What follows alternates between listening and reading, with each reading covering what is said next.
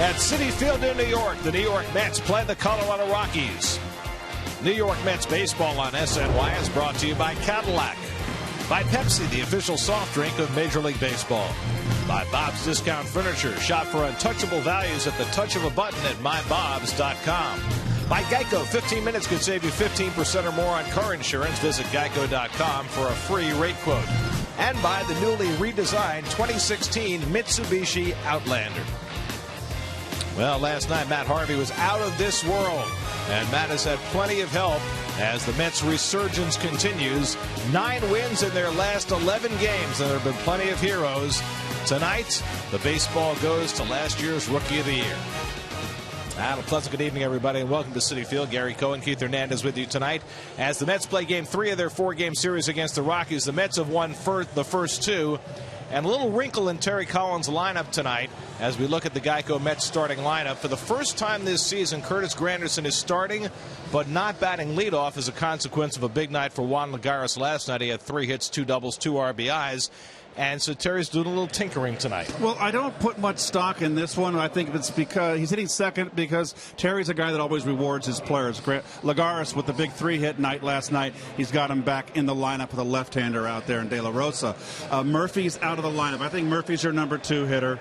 And if Murphy was in the lineup, I think you'd have Lagares probably hitting 9th and DeGrom 8th. You know, we've talked a lot about this fortified Mets roster and the number of options that it gives Terry Collins. Is there any downside to that again about players not feeling confident in their ability to play the next day if they have a bad night? Well, it's like a wealth of riches for Terry, and he's got a balanced bench.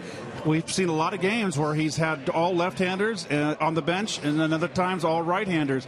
He's been kind of mixing and matching, so to speak. But there does come a time when you want to go with a set lineup. And I think if you're looking at the Mets right now, the guys that are probably Duda and Murphy wouldn't be in that. I want Duda and Murphy in there every day, even against left-handers. You run the risk of getting your players out of a rhythm. And when do you stop and when do you go to your horses for the final push? Duda's out of there again tonight with a stiff back. Doesn't matter who's in the Mets lineup these days, though. The starting pitching has been so phenomenal. We saw Harvey throw 8 scoreless last night. Tonight it's Jacob deGrom. Well, he's been spectacular. 10-6 on the season. He could easily have 14 wins right now. You know, he's 10-5 at Citi Field in 21 career starts. He's had a 1 start last year against the Rockies. He threw 8 scoreless innings. He's looking to win his 11th.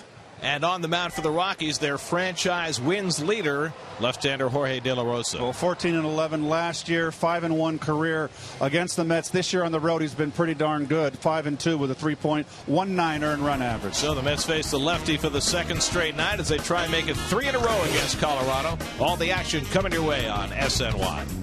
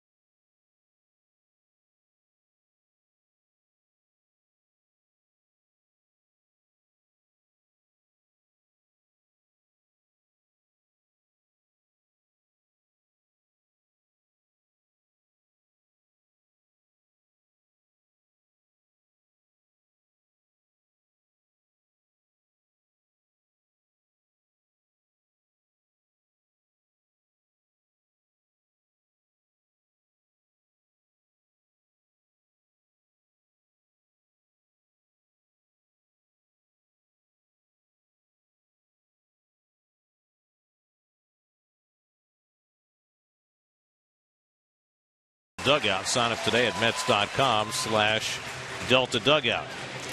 Well, earlier this season, we had comedian Jim Brewer up in the booth with us to give us his take on the Mets. Well, things have changed for the Mets recently, so we thought we'd check in with Jim and see how he feels about the Mets as they're currently constituted. You know, I've been a Mets fan for 44 years of my life, and I saw magic firsthand. I've seen something with this team that I haven't seen in a long time. Humanity and character. Wilmer Flores showed humanity, and that's what Met fans connected with. That's why he'll always be our Met. Wilmer! Lucas Duda hit 3 home runs that game. He hit home plate. He looked at my daughter, and he smiled. That moment I said, something's going to change. Cespedes. This guy brings confidence and brought protection to this Mets lineup, which was in deep, deep need of protection. This Mets lineup has class. They're comfortable. Daniel Murphy's always a great team player. Every one of these Mets kids belong here. Uribe, Johnson, the bullpen's been bulked up. This pitching staff is feared. Cologne, DeGrom, Syndergaard, Neese, Harvey. Let's not forget about Mats. We have all the tools. Let's go build a playoff team. Oh, it's been built. We believe. Let's go, Mats. Jim Brewer and his unique take. It's the Mets and Rockies tonight. First pitch is coming right up.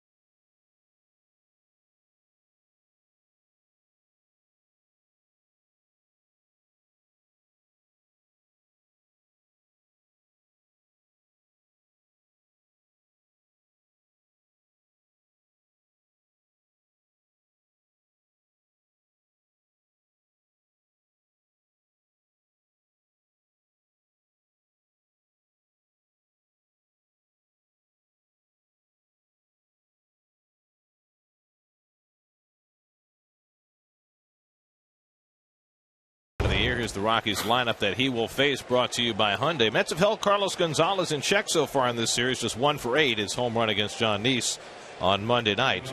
Rockies were shut out last night for just the 6th time this year. Well, the Jeep numbers for Jacob deGrom right there. Keep an eye on home, folks at home. deGrom had 2 starts ago, probably his worst start of the year, had no command of any of his pitches. Last start, he had command of his fastball and his changeup, missed with his slider. Let's see how he progresses in this 3rd start. Charlie Blackmon takes a strike, and we're underway. Blackmon 0 for 5 in this series, hitting .288 on the year, 123 hits. That's 8th in the National League. Well, deGrom will be hard-pressed to turn in the best pitching performance of the day in the major leagues, because this afternoon Hisashi Iwakuma of the Seattle Mariners threw the 4th no-hitter of the major league season against the Baltimore Orioles. Way too many no-hitters for my liking.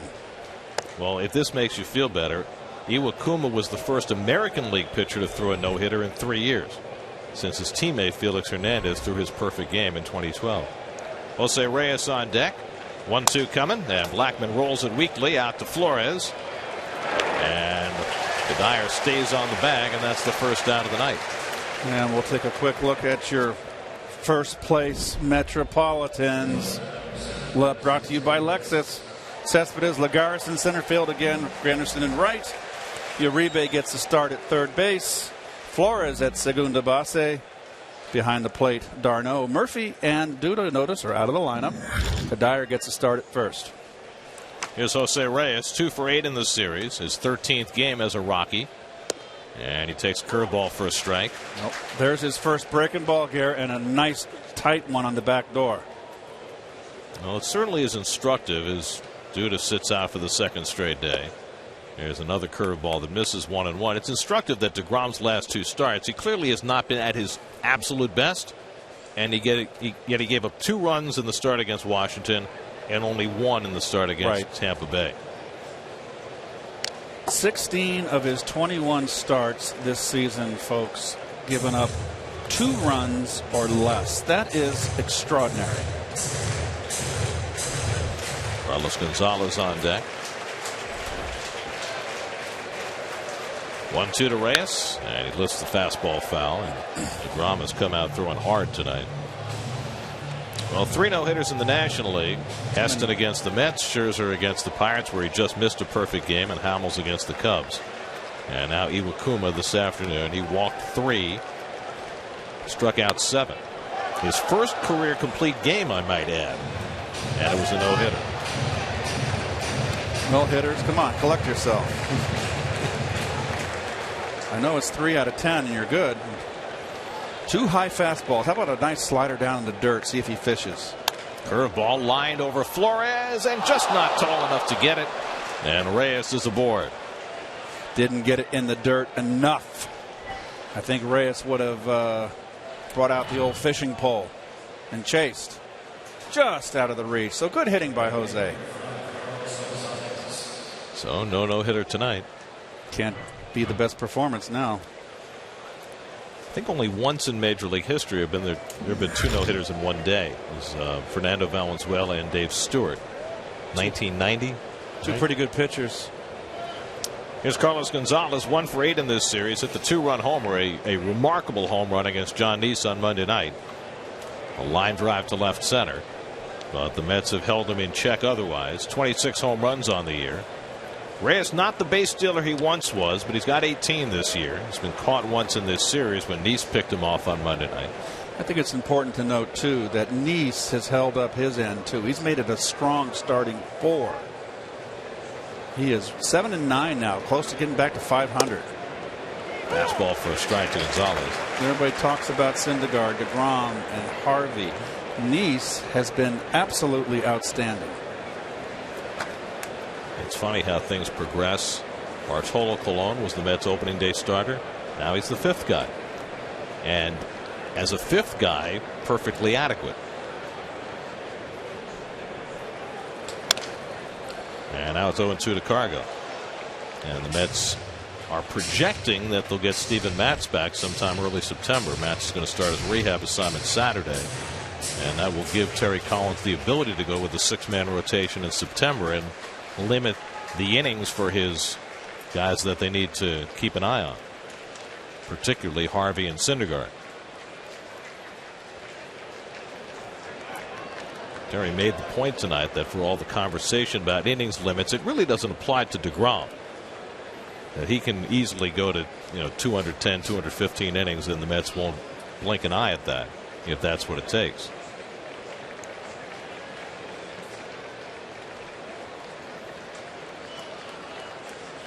Gonzalez down on the fastball, and DeGrom has his first strikeout of the night.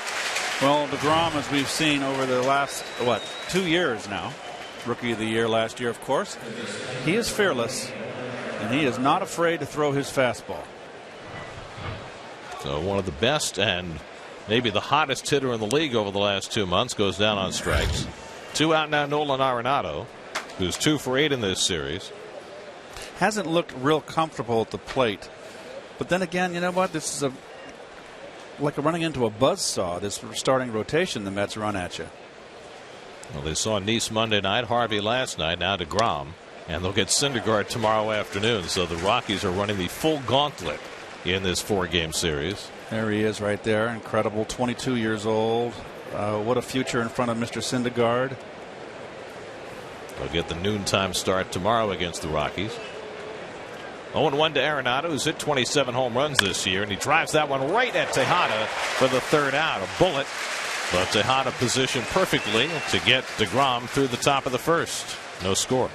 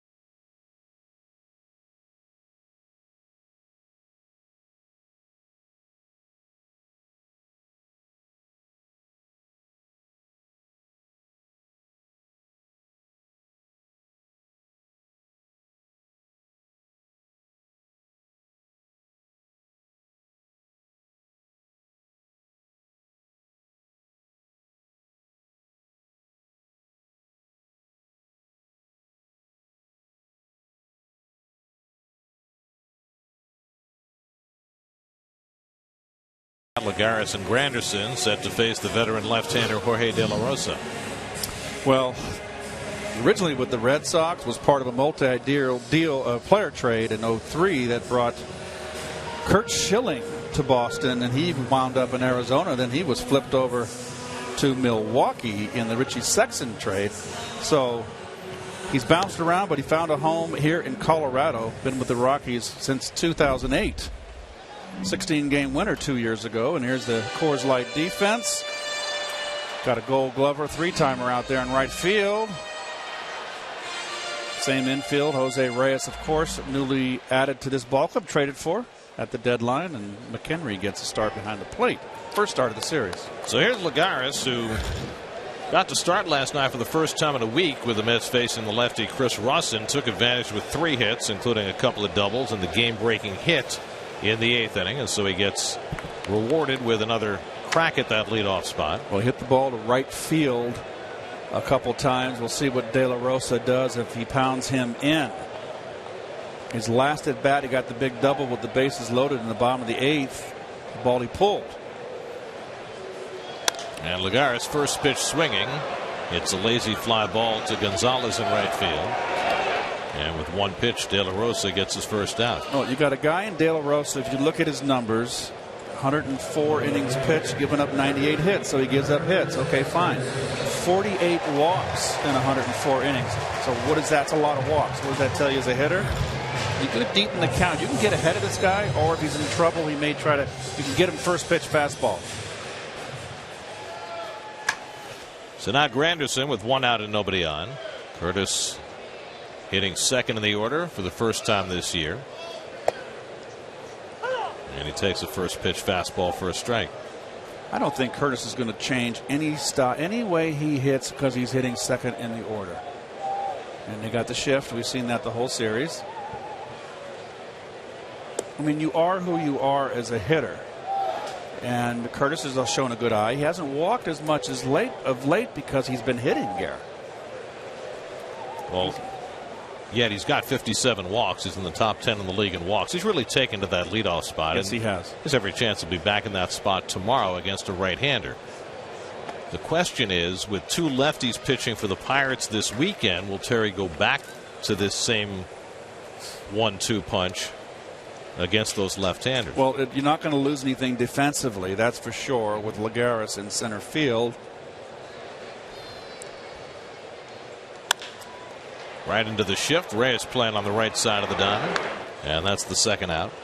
6-3 put out. Oh, where that shift is situated is positioned. Anything on the ground, the right side of the infield is a big out. And you can see it's kind of tough to get it through there on the ground. So De La Rosa's retired the first two, and now Yoenis Cespedes hitless in 8 at-bats in this series. He's been struggling at the plate, hasn't found himself. Remember, when he was traded for, he was red hot. Hit 8 home runs in July and was on a tear. But it's coming over to a new league, new uniform. A lot expected. It's an adjustment. Either you never get. There's no in between. You're either going to get off red hot or you're going to struggle a little bit. Well, he had 3 doubles in that second game as a Met, but has not had an extra base hit since, and looking for his first home run in his 11th game as a Met.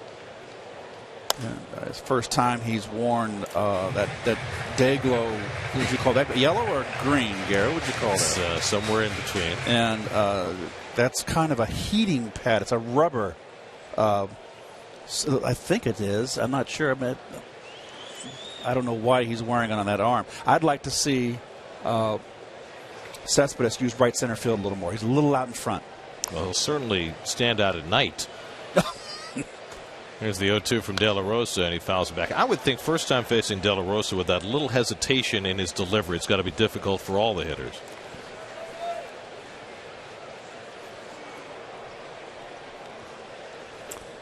Yes, De La Rosa has a hesitating motion when he lifts his right leg up. Watch the hesitation. Right there. No, but as a hitter, Gary, strike 3 in the back door. You get onto that real quick. So De La Rosa works a 1-2-3 opening inning, gets Cespedes looking at the curveball, and it found the back door, and no score after 1.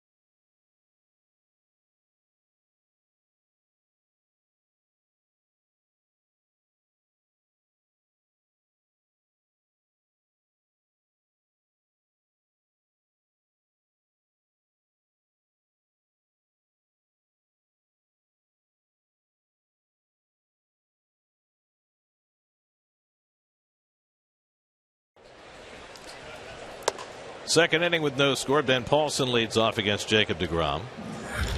Paulson 1 for 4 in this series. And remember, he fouled the ball hard off his instep last night and then got up and hit a double, which was great. And then he got doubled off second base, which was not so great. Paulson, LeMahieu, and McHenry for the Rockies in the second. And Paulson pops one up. Tejada angles his way out and calls. And that's the first out of the inning. Well, tonight's Twisted But True Fact is brought to you by Twisted Tea, the hard iced tea that tastes like real iced tea. 15-0 the home teams were yesterday. Never happened before. Of course, there have only been 30 big league teams since 1998. The most games ever won by home teams in one day without a loss was 12, and that has an asterisk because in 1914 there was a third major league, the Federal League, and that's included in that 12-0. If you only count the American League and National League, the record was 11. But since the 30 teams in 1998, first time the home teams went 15-0 on a given day. You would have thought it might have happened at some point before, but it never did. Somebody calculated if you parlayed that, what the chances were. Twisted but true. It's very twisted. This is not a good swing. Two really defensive strokes by LeMahieu. Jeez. No rotation of the hips. And LeMahieu's been a hot hitter, hitting .376 since the 4th of July. But DeGrom makes quick work of him and makes him look bad in the process. Sure does. Second strikeout for Jacob. Well, he makes a few hitters look bad on occasion. Yes, he does. Oh, look at that. That's just no rotation of the hips. Look at the hips. That's just no rotation at all. That's not going to get it done. So 2 out and nobody on. Now Michael McHenry, the backup catcher, getting his first start in the series. McHenry, who started out with the Rockies, then went to the Pirates, came back to the Rockies last year and had a terrific season. Hit .315 with 8 home runs as the backup catcher last year, but he has fallen off drastically this year and is hitting just .207. 121 at bats, not a lot of playing time. That's tough, you know, when you're on the bench and you don't get to play that often. And in today's game, when you're a backup catcher, you're never going to pinch hit because you don't have 3 catchers anymore. It's really you're dead weight on the bench. Speaking of which, not dead weight, but backup catchers. There's Anthony Recker, who's back with the Mets today. Kevin Plawecki was sent down. Now that Travis d'Arnaud is ready to play 5 or 6 days a week, Mets want Plawecki to get regular playing time in AAA, so Recker is back here to be the backup, and he'll probably catch tomorrow. And the Mets will have a similar decision to make, I think, if and when David Wright comes back. Well, I think that's going to be a harder call because you look at this Mets team right now, and there's no obvious candidate to go out. Now, you know, by the time David's ready, who knows what might transpire in terms of injuries or lack of performance or otherwise. The one thing that I consider ball 4 just missed. And that's the first walk given up by Met pitching in 4 games. The Mets have gone 29 innings without allowing a walk before DeGrom, who rarely walks anybody, issued that free pass to McHenry. Well, you're right about that. That's his 25th walk on the season, 2 intentional. So really 23 walks in 141 1/3. That's outstanding. 4th in the league in fewest walks per 9 innings, 1.5. So here's Brandon Barnes, the number 8 hitter, with McHenry at first and 2 out. Who would buy him there? Barnes 0 for 3 in this series and 0 for his last 14, getting his second start in the series. We're at that time of the evening when a little bit of sunlight goes right in the hitter's face.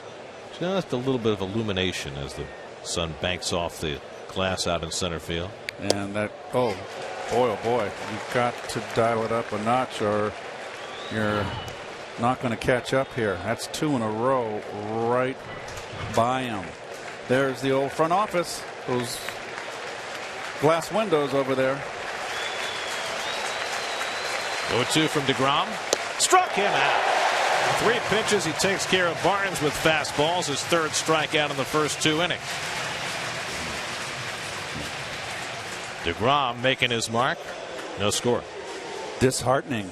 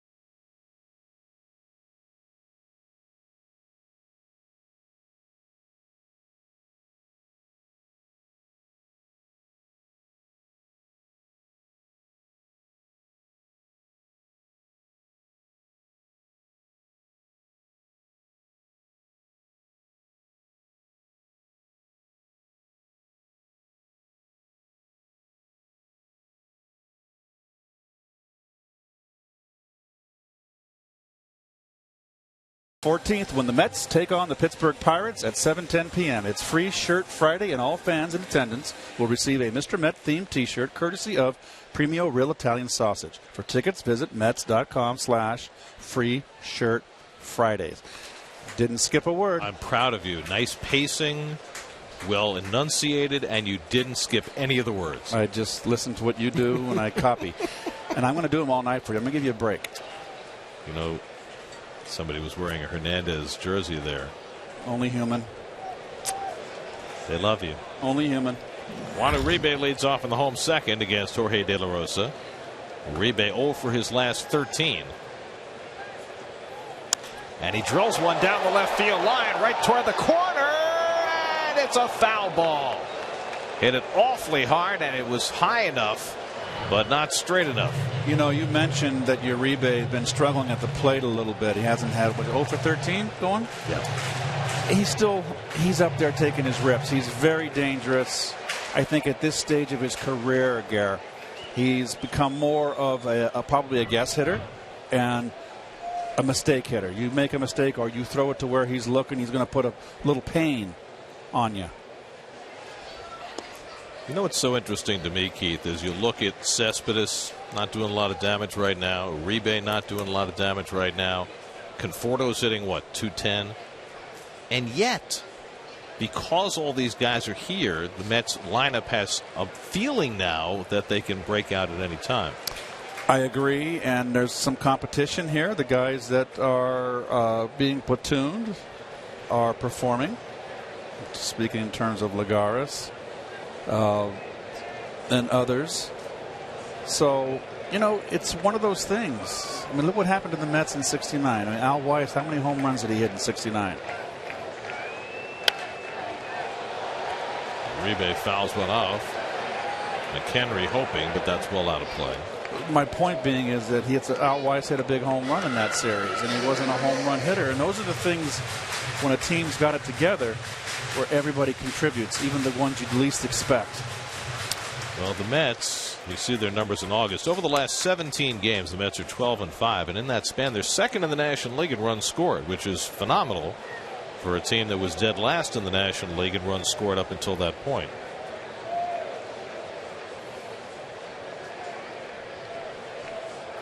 Two and two to Uribe with Kadire on deck. And he pokes the fastball foul. By the way, quite the pitching matchup tonight. DeGrom, De La Rosa. The pitching matchup. You enunciated that wonderfully. Interesting that on De La Rosa's, the back of his jersey, they've capitalized the D. Even though, strictly speaking, his name begins with a lowercase d, much as DeGrom's does. And since we are talking in terms of starting pitchers, 7 o'clock Pacific time, Kershaw against Jordan Zimmerman. Last night, the Nats got shut out by Zach Greinke and the Dodgers. And that gave the Mets a 2.5-game lead in the National League East. And you'll remember early in the season, the Mets spent quite a period of time in first place. Remember, they started the year 13-3. The 2.5-game lead is the largest the Mets have had at any point since May the 12th, when they were also 2.5 games in front. Eighth pitch of the at-bat coming to Uribe. And he takes it outside. They say went around, strike 3. Greg Gibson, the crew chief, the first base umpire, making the call. 1 out. Just chased a fastball. It broke the wrist. Yes, he did. Not much argument there. So 1 out and nobody on. Now Michael Kadire, who really opened some eyes last night. Not just the fact that in his first game since coming back from the DL he had 2 hits, but the way he ran. Yes. Made a nice play in the outfield. He scored on a base hit from second base. He stole a base. Takes a curveball for a strike. He scored the first run in that 3-run 8th inning. That was the decider, the insurance runs. And don't think that he's trying to send that he didn't send the message to Terry and this coaching staff that I'm okay, my knee's fine. Good changeup by De La Rosa. He knows he's got to hit, Garrett, or he could be on the pine. Well, that's exactly the double-edged sword you look for from a player like Kadire, right? Pokes one to the right side, and LeMahieu, the Gold Glover, is there to play it. He's a guy who will do anything the manager asks him to do without complaint. He'll be a leader even when he's not playing, and yet he's going to try and prove to you that he should play every day. There's Chris Rock, noted Met fan. Yes, he is. Tonight. Very subdued. That's the serious stuff. There's a pennant race going on. Well, I would think Kadire and Conforto would be on the platoon. I have no issue with that. There's Flores. But that's not really the way it works out, right? Because if you're going to play Lagares against the lefty and Cespedes plays every day, then it's really Lagares and Conforto who are platooning right now. Depends on who's got the hot hand. Right. So if someone steps up and gets red hot, they're not coming out of the lineup. Flores 2 for 4 last night. A single and a double. And he takes the cutter inside, a ball and a strike. De La Rosa, 34 years old, native of Mexico. First signed with the Diamondbacks back in '98. He's been a mainstay with the Rockies for 8 years now. He's their all-time leading winner. 76 wins as a Rocky, passed by Aaron Cook earlier this year for the record. In fact, De La Rosa is the only pitcher who's currently pitching in the major leagues who leads his current team in all-time victories. He's on the backside. He's out of his prime now at 34 years of age. Pulled down to third, and Arenado handles it. And the overhand throw gets Flores. 6 up and 6 down for De La Rosa to start his night. That's a lot of popcorn for a little kid. We're going to the third. It's almost all gone.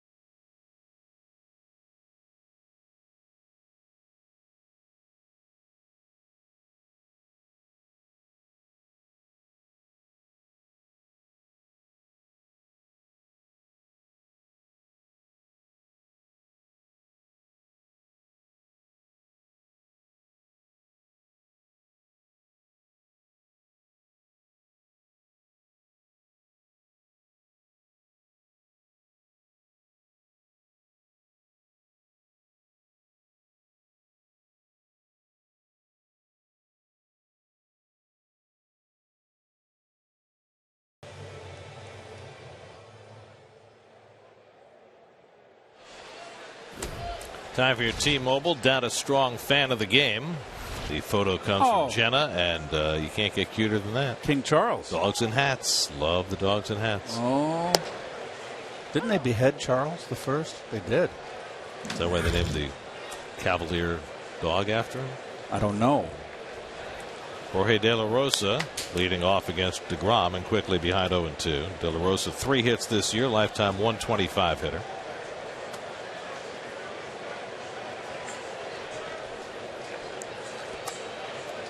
And DeGrom takes care of him quickly. Becoming a pattern for DeGrom. Well, DeGrom's got, again, the very live fastball. Upstairs when he elevates, it kind of like has little afterburners on it. It takes off. jet propelled. He's got 4 strikeouts tonight, and 3 of them have come on 3 pitches. And Charlie Blackmon, who grounded out leading off the game. It's got to be uncomfortable on a hot day, even though it's a beautiful night, to have a beard like that. It's got to be tough on the complexion and the skin.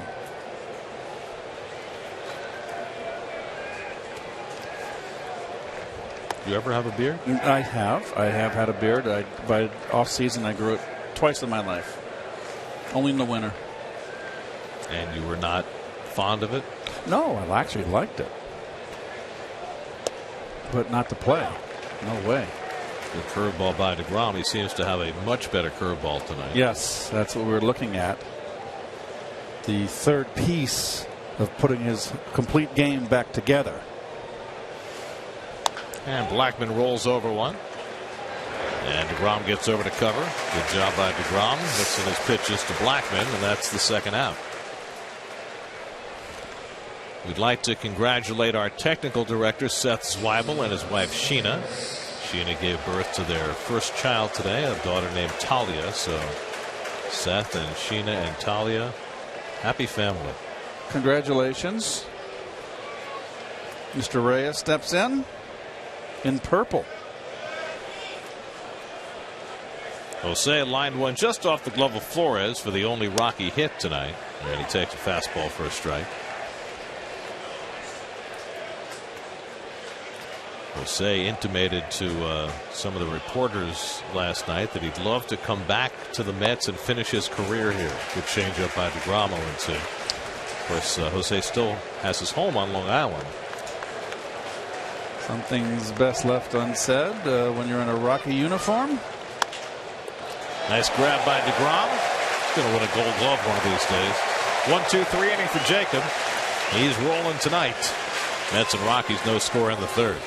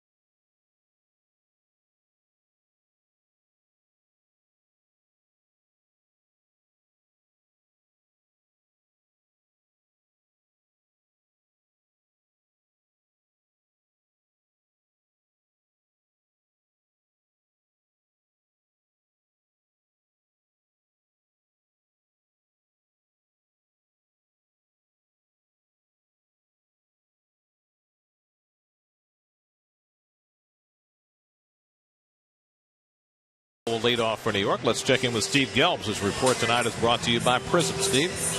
Well, you guys, the other day when Scott Oberg came in the game, you started talking about the UConn ties. He's a UConn Husky, and we happen to have the UConn head baseball coach with us, Jim Penders. And Jim, you know, Scott Oberg, just one of many major leaguers now from UConn. You had 10 guys drafted in the 2011 draft. How have you built this over the years into a real pipeline to the major leagues? Well, Gary and Ron were really kind the other night. We heard from so many people watching and listening, and it hasn't been me. It certainly hasn't been me. It's been a culture, really. Culture's success for a long time. We've been to 5 College World Series long before I got there, so it certainly wasn't one person's effort, but a lot of people coming together and getting good people from good families like Scott Oberg and George Springer and Matt Barnes, Mike Holt, Nick Ahmed, some great guys that we get to follow now in the major leagues. Now, you had a pretty darn good one in your backyard that slipped through the fingers in Matt Harvey. What do you remember about that recruiting process and you guys going after Matt? Well, he was first class the whole time, and as you see now, I mean, just a great guy. He used our basketball tickets an awful lot for me. And I know he's a UConn. I don't know if he claimed this down in Chapel Hill, but I believe he's still a UConn basketball fan. And no, Matt was sensational. His father was an outstanding player for us in football and in baseball. Actually helped us get to the College World Series in '72 with a great catch against Harvard. And we have nothing but good things to say about Matt. But I think maybe now I'd like to take another shot at a Matt Harvey now, given where we are now as opposed to when we were recruiting him. When you were looking at Matt Harvey back then, could you have ever envisioned this? Did you know he was going to be this good? He was really hard to miss. I mean, I remember going to a game at Griswold High School, and there he was pitching, and the Vanderbilt assistant was in the crowd with me watching him, and he looked at me early in the game and said, "What are we doing here? We're wasting our time. This kid's a first-round pick." And he was one that he was a diamond that shone really well. But they did a great job with him at Carolina, and I think he valued that experience. I think it was a great move for him. Obviously, it's worked out pretty darn well. Travis Darno on first after that walk. And Jim, you bring up an interesting point when you were talking to the Vanderbilt coach saying, what are we doing here? This guy's going to be a first-round pick. When it comes to baseball recruitment at the college level, it's so different than basketball or football because you don't know if these guys are going to go to the MLB draft or going to come to college. So how do you balance that as a recruiter and say maybe we have to prioritize a guy that we know we can get versus someone that probably isn't coming?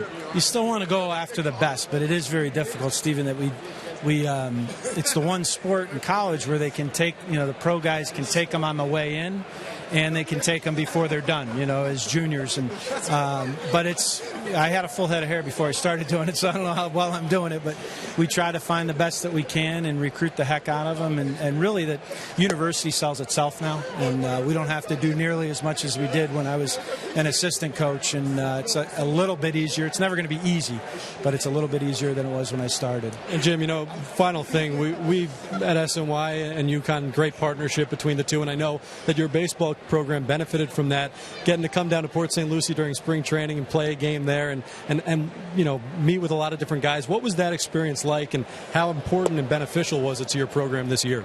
Oh, it was fantastic, and I know you're a Syracuse alum, but we like to say we're New York's team, and I think the partnership with SNY helps cement that, and we have so many graduates down in this area, and we love the relationship with SNY.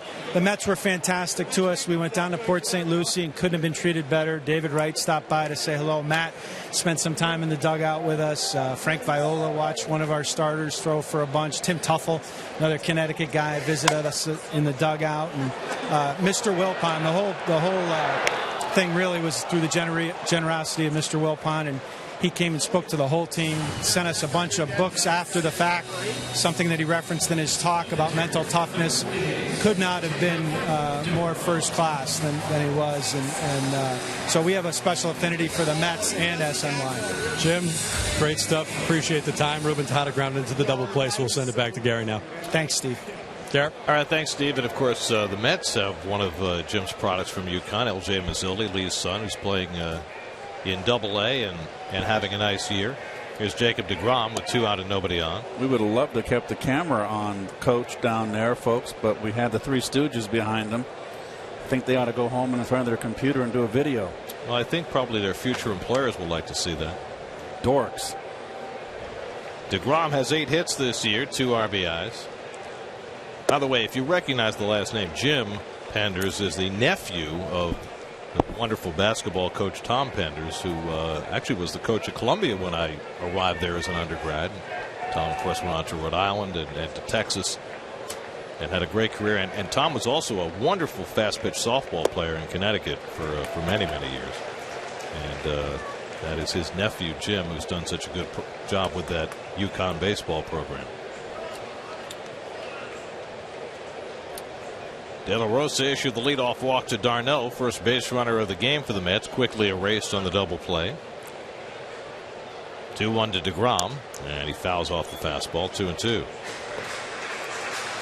The Mets, with their win last night, are now 40-18 at home. Only once before have the Mets been 40-18 at home, and that was in the 2000 season. when they went to the World Series. That one comes with an asterisk, though, because one of those home games was played in Japan against the Cubs to start the season, and they lost it. And the curveball gets him looking. So DeGrom is out on strikes. Third strikeout for De La Rosa. He faces the minimum through the first 3. No score.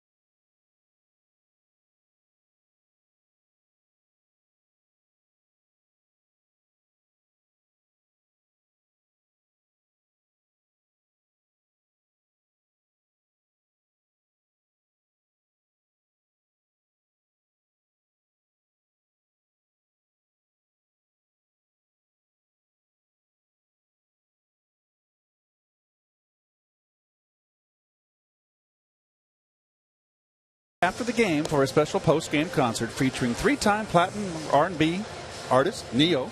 The post-game concert is included in the price of your ticket, and it's all presented by Pepsi. Purchase tickets online at Mets.com/concerts. SNY Super Slow Motion is brought to you by your Mercedes-Benz Tri-State dealers. Visit them on the web at searchmercedes.com. Don't forget that. You've been working on your elocution. It's lovely. I follow the master. Dave Freed. Here's Carlos Gonzalez leading off the 4th inning against Jacob deGrom, who has looked very sharp through the first 3. And he throws the high fastball by Cargo, 0-1. That's where you got to pitch Cargo upstairs. He does not get on top of that high fastball. Struck him out on a high fastball back in the first inning. He's got a beautiful, sweet, rhythmic swing.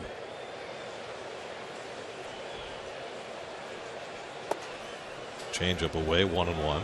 But he needs to get that Ted Williams science of hitting. Swing at that high ball like you're chopping wood. And I'm not paraphrasing. That was a quote.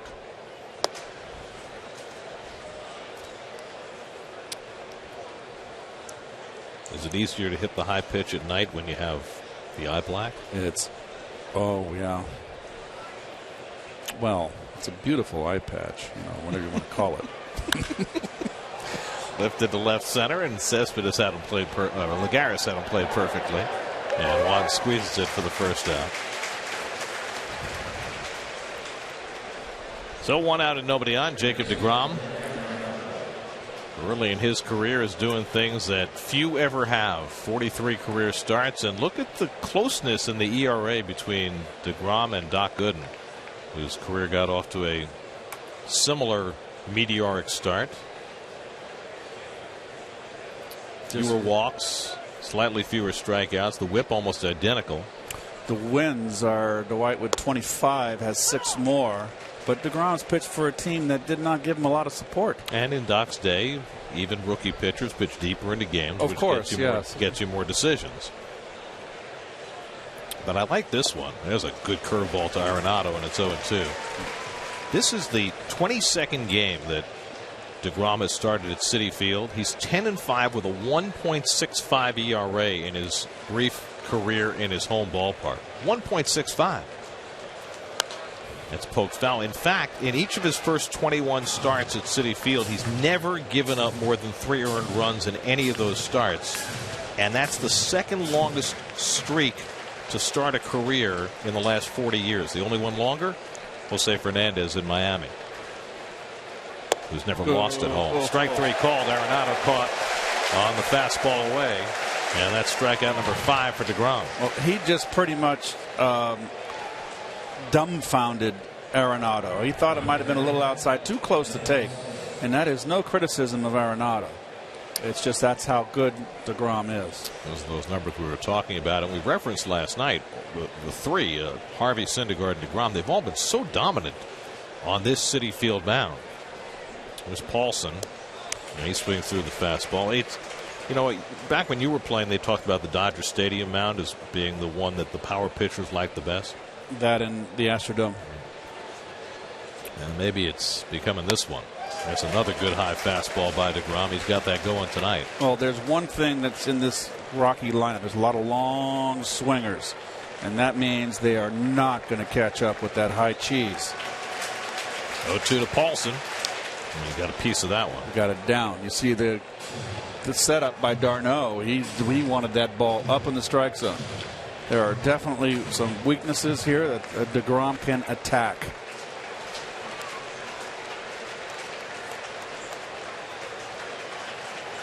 Jacob has struck out 5. Make it 6 as he takes care of Paulson with a curveball.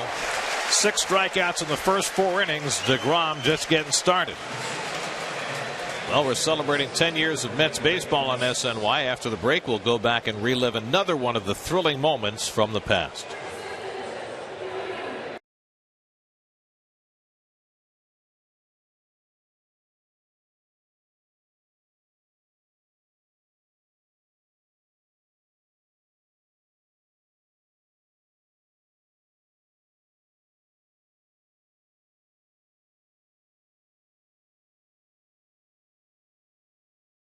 What happened on September 7th, 2006, brought to you by Pepsi.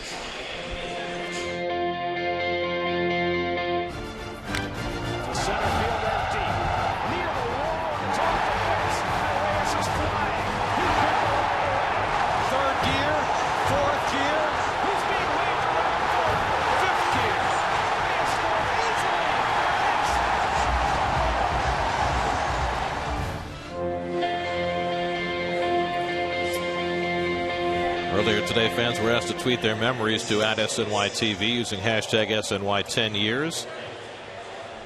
And MDG44 remembers that it was 16th birthday and running the bases with him.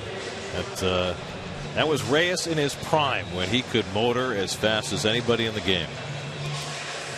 He was quite a remarkable player. Stormed on the scene with David Wright, if you recall. Two of the Mets were boasting 2 of the top everyday players coming up as rookies. Very talented left side of that infield, to say the least. Reyes came up in 2003, a day before his 20th birthday, and made an immediate impact. Who was up first? Was it David? No, Reyes was first. That's right. David came up the next year in 2004. Second time around the batting order for the Mets as we go to the bottom of the 4th. Juan Lagares swung at the first pitch he saw and flied out to right field his first time up. By the way, that clip we showed from 2006, that was Reyes' only career inside the park home run. Just a little surprising. I thought in this brand new ballpark when he came over here at Citi, I felt that he would hit 20 triples here, but he never stayed on the field. Well, if he stays in Colorado, he might have a chance for 20 triples. But I saw an interview with Jose yesterday, as a matter of fact, and he said, and he doesn't have a triple this year, he said that he has consciously tried to not push the envelope as much to try and keep his legs healthy, which you can understand with the history that he's had. Cutter runs inside to Lagares 1-1. Well, how many times did we see him early in his career that he would put his head down rounding halfway to second base on a ball in the gap and really make up his mind then for a triple when he really had no shot for it.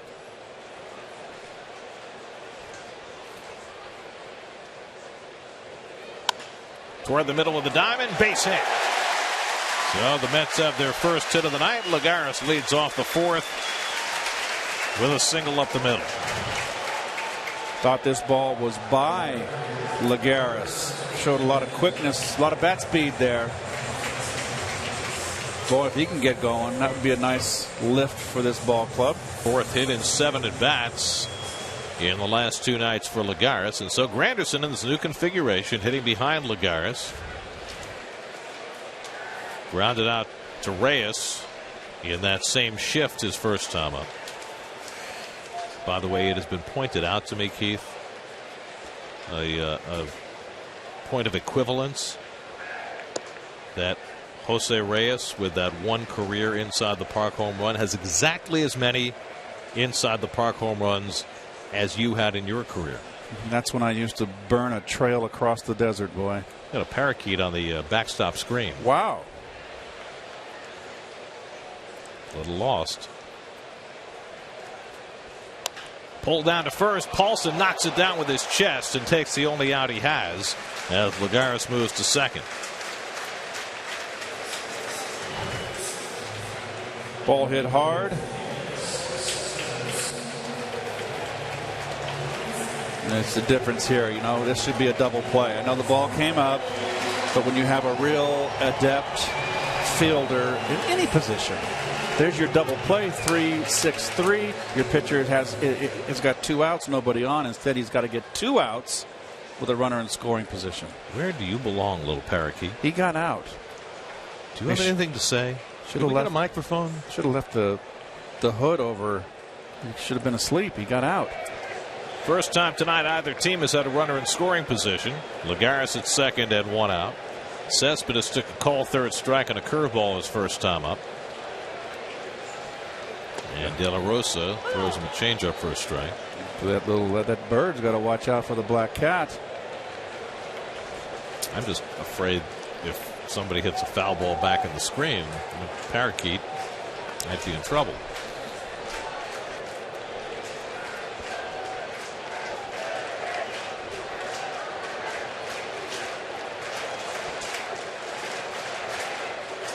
So if you're the owner of a yellow parakeet who has gone missing, it is right behind home plate. On the screen. Is it a coincidence that the parakeet matches Cespedes' sleeve? Oh, I didn't think of that. An attraction. With a good splitter by De La Rosa, and it's 0-2. He's got that good split change. So Cespedes out in front, which will make him tend to swing at more bad pitches in the dirt and chase the high fastballs, is what he's been doing. He just needs to right himself and start thinking right center field, and it'll all come back to him.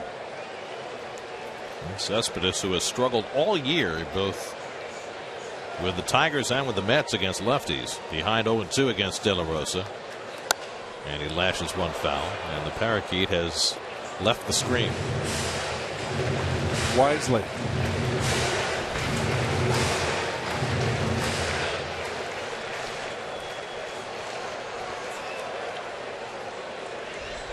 Al, camera, there's the parakeet to our right. See it?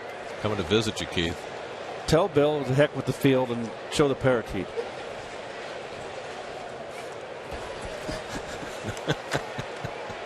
0-2 to Cespedes. And he bounces one down to third. Arenado with the short hop takes a glance at Lagares and throws out Cespedes for the second out. Now, on a major league level, this is a routine play. But it's really beautiful to watch the good fielders, the terrific fielders, come in, get the short hop. I mean, this play has to be made. A lot of guys that don't make the play. Comes in, gets the short hop, looks back the runner, throws on the run. It's a nice play. So 2 out. Lagares still at second, and now Uribe, who's 0 for his last 14. Each team with only one hit tonight. This has been the theme of this series. Great starting pitching on both sides. That's drilled foul. And a little quick on the curveball. I think he was sitting on a little breaking ball, and he took a rip. Does not get cheated.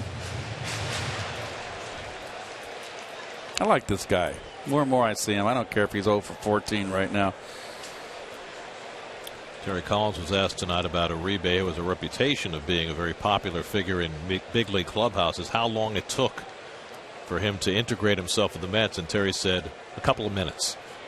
That's how magnetic this guy is. Yeah, it's just a lot of. There's how many players in the big leagues, you know, and they're all different personalities. Some are very serious, soft-spoken, and some are gregarious, and Uribe certainly is that.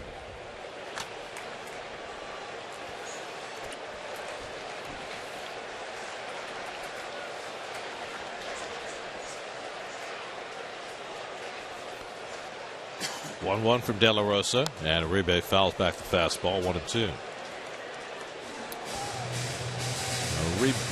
De La Rosa's doing a terrific job tonight of mixing his pitches.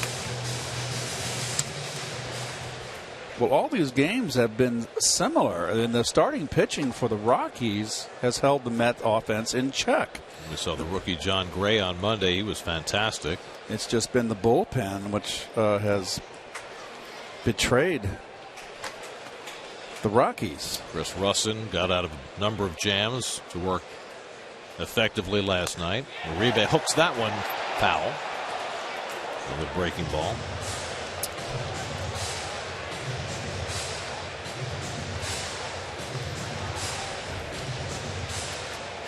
De La Rosa, earlier this year, we mentioned, took over the all-time wins lead in Rockies history.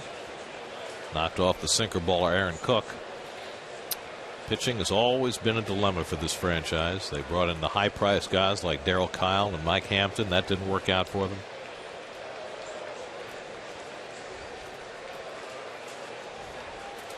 One-two on the way, and bounces in. Splitter. 2-2. Well, Ubaldo Jimenez kind of fell off a cliff. He had the one good year, and the next year, and then they wound up unloading him to Cleveland, and he's never really kind of got it back. He's done well in Baltimore. He's done well in Baltimore. By the way, the Toronto Blue Jays are rolling again tonight. They're up 10-2 on Oakland in the third.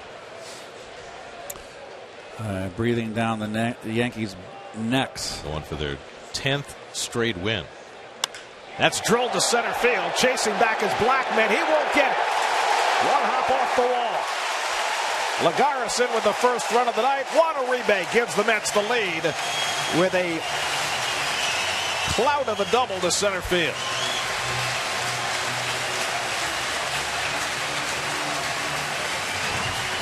Ripped. Fastball, inner half down, smoked.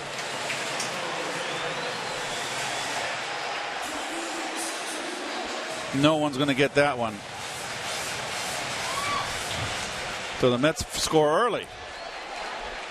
So Uribe breaks that 0 for 14 and gets the Mets the first run of the game.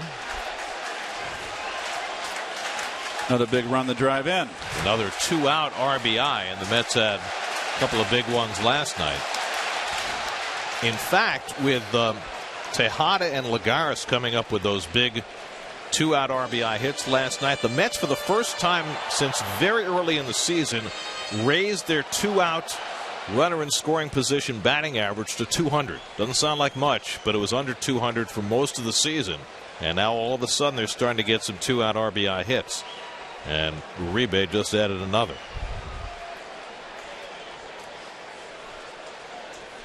Kadire grounded out his first time up. And Michael drills one into center, a base hit. Uribe heading home. Here comes Blackman's throw to the plate. It hits the mound. Uribe scores. Kadire with an RBI hit to make it 2-0.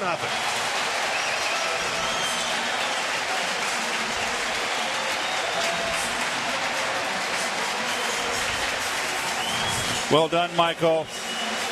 Little sinker that didn't sink up out over the plate. Ball fortuitously hits the front edge of the front lip of the mound. Slope, I should say. Uribe still runs pretty well. Not great. And the veterans are coming through here, Garrett, tonight. And Kadire active in time to do some damage against his old team. 2 hits last night, an RBI hit tonight. Here's Flores. And Wilmer takes the fastball in the dirt, 1-0. Wilmer grounded out his first time up. So 2 out RBIs for Uribe and Kadire, the two 36-year-olds.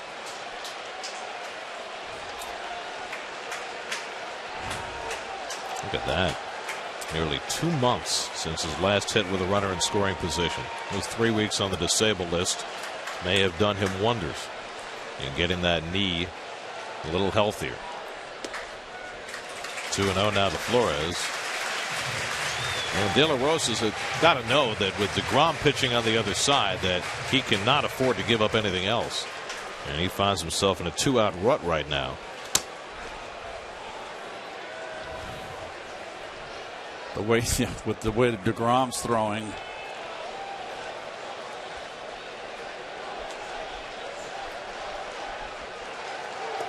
Flores taking all the way. That was an odd look. You know, if you're going to take, and I've been guilty of this early in my career, 3-0 taking. Oh, he was trying to call timeout. Oh, okay. Yeah. Okay. Did not get it.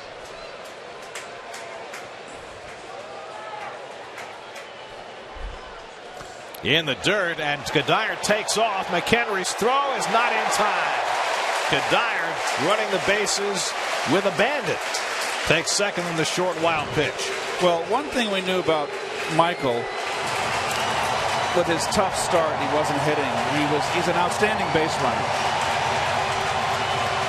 Well done. He really has great instincts. Yes, he does. No question. He knows how to play the game. So another runner in scoring position for the Mets on the wild pitch. 3-1 to Flores with d'Arnaud on deck. Mets have cashed 2 here in the 4th and looking for another big 2-out hit.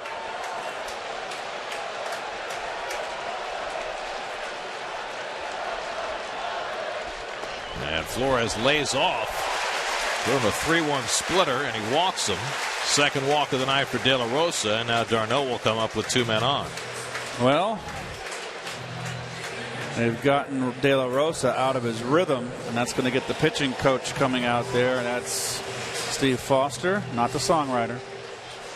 No, Susanna? Camp Down. That's Duda's song. That's right. Yes. Steve Foster and Lucas Duda have Camp a Town. What's the name connection. of the Camp Town Races. Duda. My read, Gary, not yours. Sunday in the all-new Mets Insider, former Mets making a name for themselves, coaching the game they love. Get an inside look at their journey to the top and how they are making a difference both on and off the field on Mets Insider, presented by W.B. Mason, Sunday at 4:30. That's Sunday at 4:30, folks, only on SNY. You're so emphatic. Selling. Hope you're getting a commission. Kadire at second, Flores at first with 2 out. 2 runs home for the Mets, and now d'Arnaud, who walked his first time up, facing De La Rosa, who's had himself a slog of an inning. 22 pitches already and more work to do.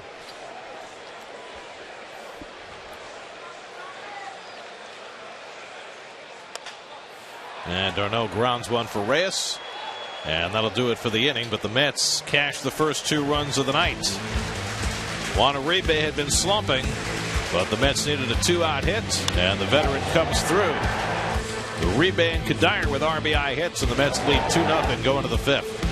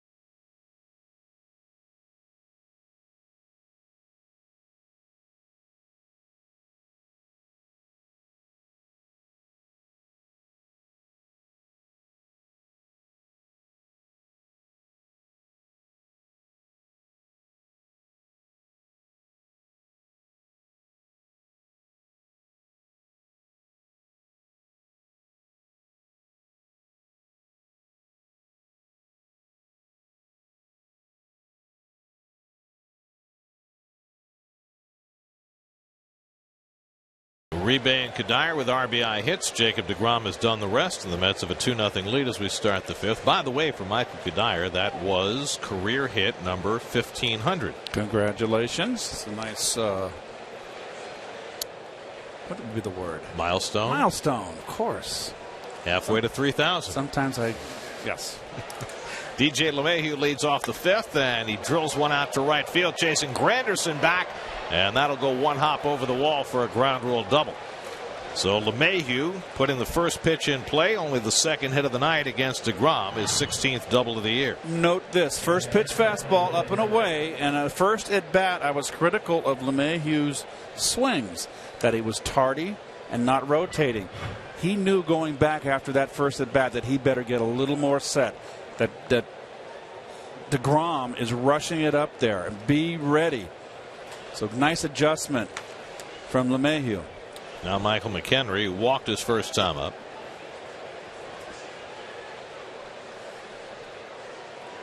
This is the third game of this series. Up until this at bat, the Rockies have only had 6 at bats with runners in scoring position in the first 2 games plus, and they've gone 0 for 6 in those situations. Now McHenry up with a runner in scoring position and nobody out. It shows you how dominant Met pitching has been in this series. Not only have they not given up a lot, they haven't even had to pitch out of a lot of situations.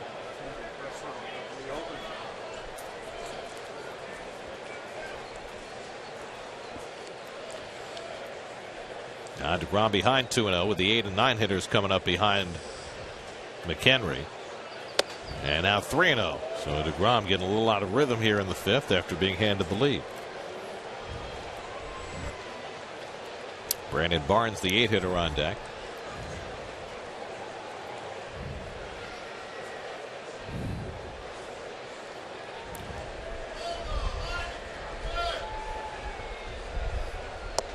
Here's a strike.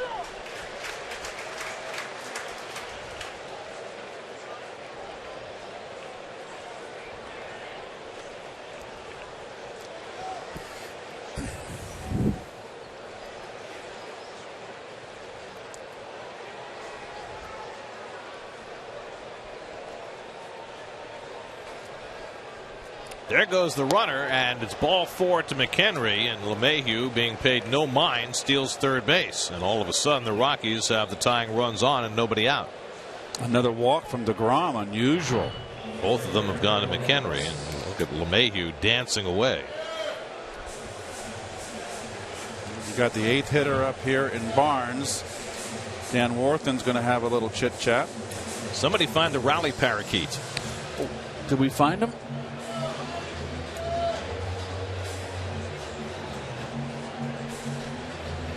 The rally parakeet.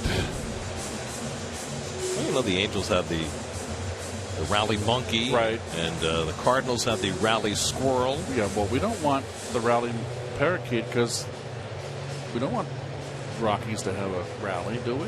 No. We're supposed to be. But it works in the Mets' favor because it appeared while the Mets were scoring. Oh, runs. okay.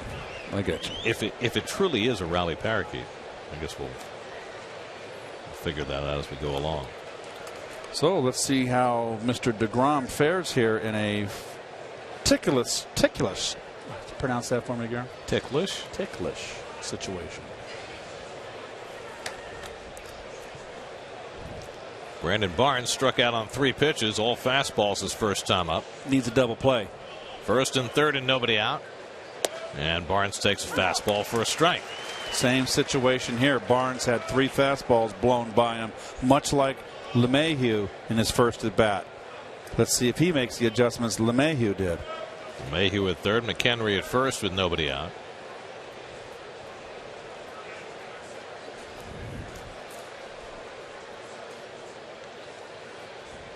And Barnes swings through that fastball, so he's seen 5 fastballs now, 5 strikes. I don't think that Barnes has a fast enough bat to catch up to the fastball. So don't throw him anything off speed. Fastball away and upstairs. Why mess with the game plan? 0-2. Struck him out. Complete overmatch. 6 pitches, 6 fastballs, 6 strikes. 7 strikeouts on the night now for DeGrom. Double disheartening for Barnes. He's had 5 fastballs, fastball away. You see the little pinky. And 5 fastballs, 5 swings. 5 swings and misses. I think I would have to put me in a straitjacket. Now De La Rosa up, 1st and 3rd and 1 out. And he bunts one toward Uribe. The runner comes halfway and then goes back, and then Uribe throws to first, and LeMahieu will have to retreat to third. He could have walked home. They played it just right following Uribe down the line, but then LeMahieu didn't make the break. LeMahieu just, oh my word, he's doing everything perfect. Don't get back, you're fine. Okay, no one's at third. Oh my goodness. I think the double clutch by Uribe, which was properly executed on Juan's part, confused LeMahieu, and that's why he went back. He was running as if it was a squeeze, Gare. Did you get his head down in full speed? Well, he was following the third baseman. That's the play. And then you're supposed to take off when he releases the ball, but I think Uribe confused him. Anyway, works out for the Mets. Strictly a sacrifice for De La Rosa, moving McHenry to second. Wow. That is one of those plays that's not in the playbook. And when you have baseball instincts, you're able to make those plays. Are good instincts. So the tying runs in scoring position, 2 out, and Charlie Blackmon takes one off the plate. Blackman's been up twice, grounded out to the right side both times. Wow, what a break for the Mets.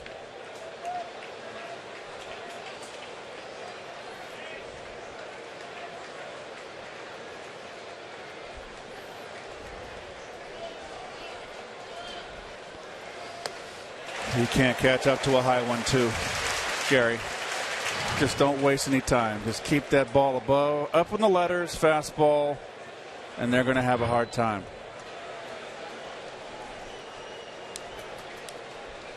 Charlie Blackmon's a good hitter. He's got 123 hits this year. And like everybody else on this Rockies team, DeGrom's fastball is just too powerful. Well, it's perfect for flawed swings, and anybody with it's a low ball hitter does not level off on a high pitch, they're going to have very minimal chance of success. So downstairs they have a chance. Well, let me ask you this. If you're a low ball hitter and you know who you are, wouldn't you at some point develop the discipline to lay off the Precisely. You do it in BP.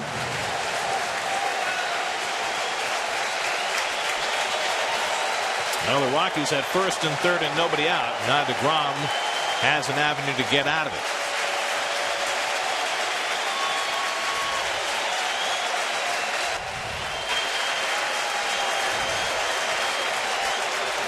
And Darno needs a conversation. That's pretty funny. Met fans are booing Darno for going out to the mound and breaking up the applause. Of the moment. The crescendo. Better to make sure the communication is straight than worry about that.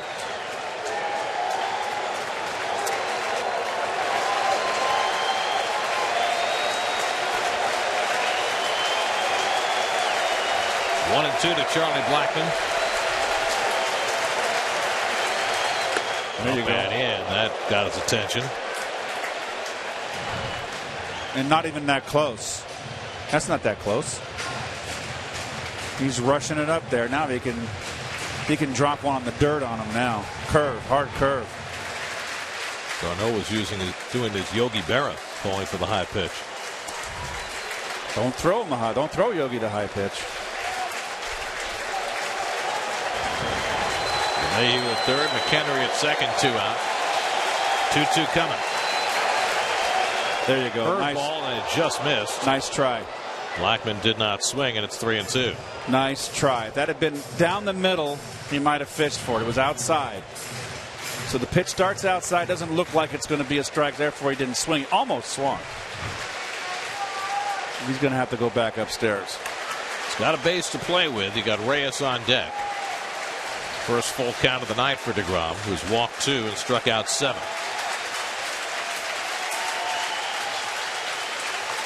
Struck him out. Big time pitching by Jacob DeGrom. The rally parakeet comes through. 8 strikeouts for DeGrom. Halfway through, 2-0 New York.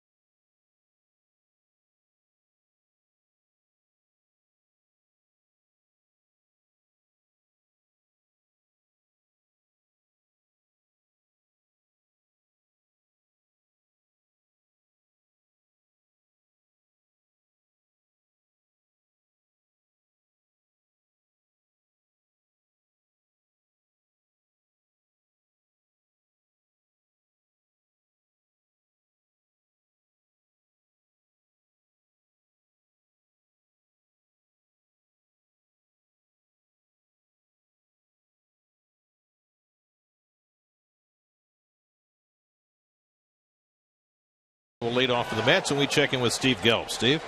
Gary, with John Neese on such a great role here the last 2 months, really, maybe even a little bit more, we've been tracking him this week as he goes between one start to the next, what his daily routine is, how it changes each day. Yesterday, we talked about it last night, pretty light work. Today, though, 2 days after the start, that's his really heavy day, and it starts with his bullpen session. He goes out there, and, the bullpen session has changed a lot over the years for John. Right now, since everything is feeling so good, he goes out there and he just kind of works on every pitch. He calls it maintaining. He has a very strict regimen for what he does. He throws 12 pitches from the windup, 10 pitches from the stretch, and the order of those 12 pitches, 2 four seams, 2 sinkers, 2 changeups, 2 cutters, 1 on each side, front and back door, 1 sinker, 2 curves, 1 fastball. Then he moves into the stretch, throws the 10.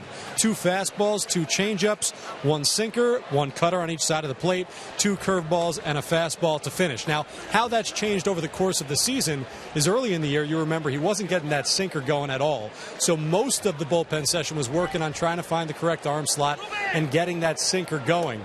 It's also changed over the years for John Neese because earlier in his career, he was a guy that liked to throw a lot. Now, just the 22 pitches, it's all about maintenance for him, and a guy that's, had trouble staying healthy, you can obviously understand why. So that's his bullpen session. He goes, he rests a little bit, comes out, shags fly balls, and then he goes back inside, and that's his heavy day in the weight room. He works out the lower body, the legs. Now, right now, the knee, it's bothering him a little bit. Nothing major, but because of that, he stays away from the weights, mostly uses just his own body weight. But 2 days after his start, that is the big day for John Neese.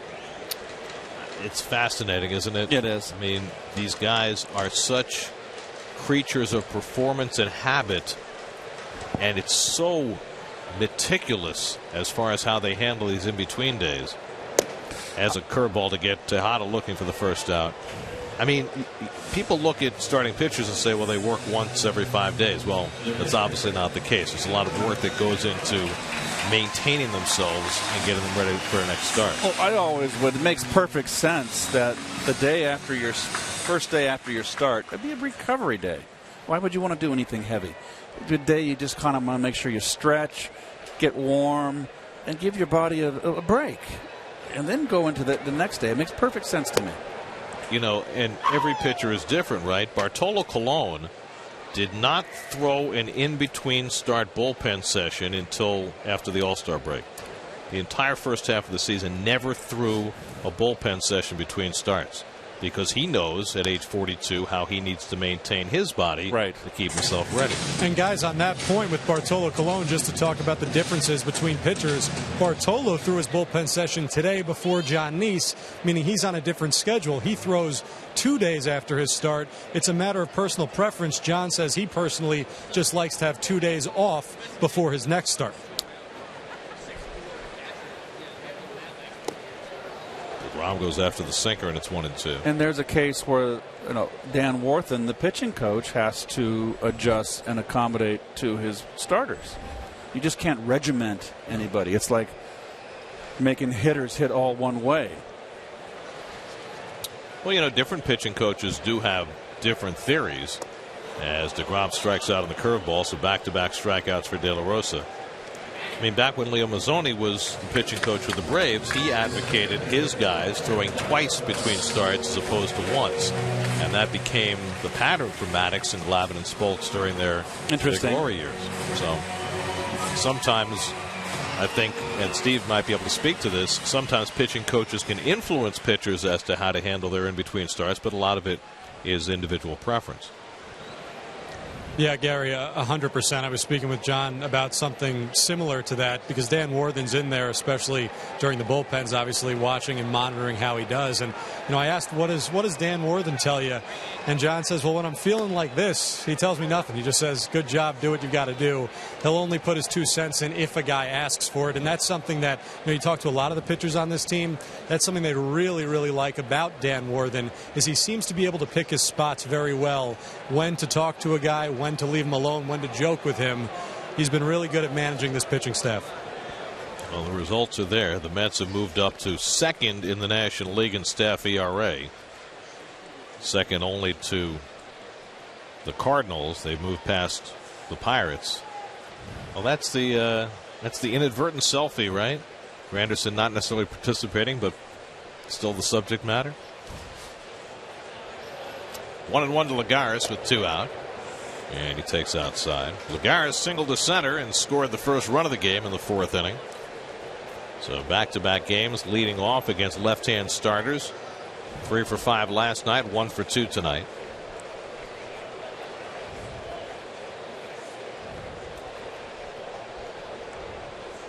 Another way, we mentioned that the Mets will face 2 lefties in the Pirates series, but they will not face Francisco Liriano, their top lefty. They're going to face Jay Happ on Friday night, who's taken A.J. Burnett's spot in the rotation. Happ came over from the Mariners. And they'll face Jeff Locke on Sunday. And they're also going to miss Garrett Cole. Right. And so with Cole not pitching in the series, Burnett on the DL, and Liriano not pitching, the Mets get a big break, it would appear, in the matchups in that series. Lagares goes down on the splitter, so De La Rosa strikes out the side of the 5th. Still 2-0 Mets.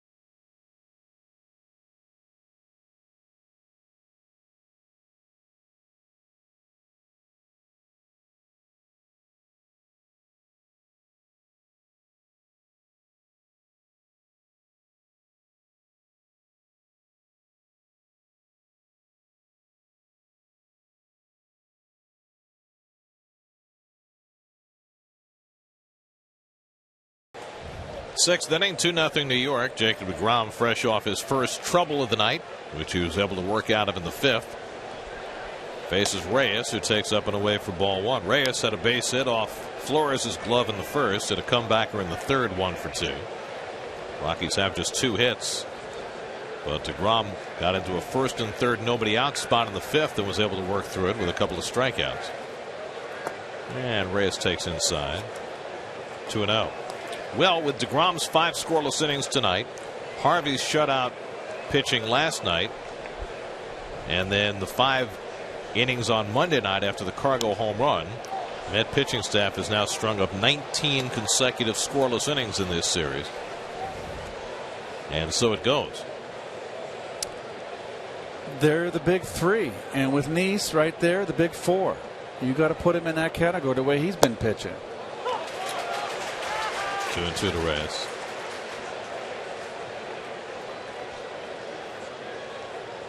Carlos Gonzalez on deck, then Nolan Arenado for the Rockies in the 6th. 2-2 to Reyes. Flores in front of it.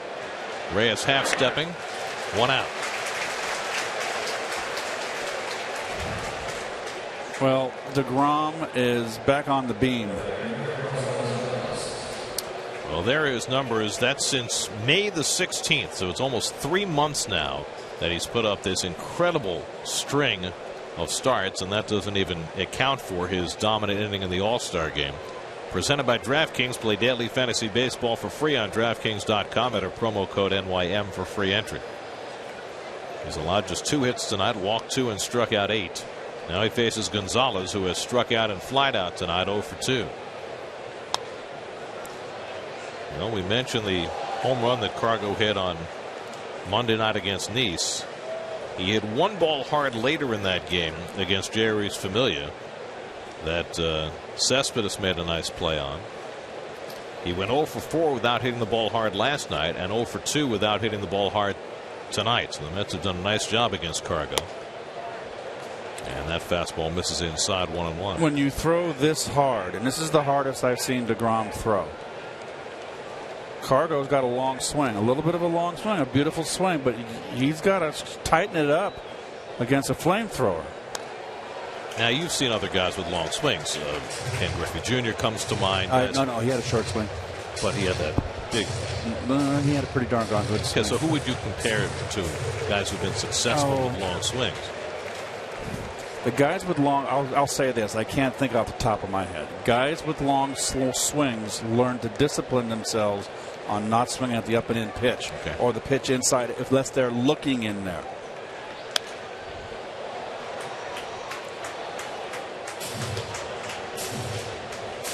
So I guess the bottom line is it's possible to be successful with a long swing. Yeah. It's a tougher road to go. They're usually good breaking ball hitters.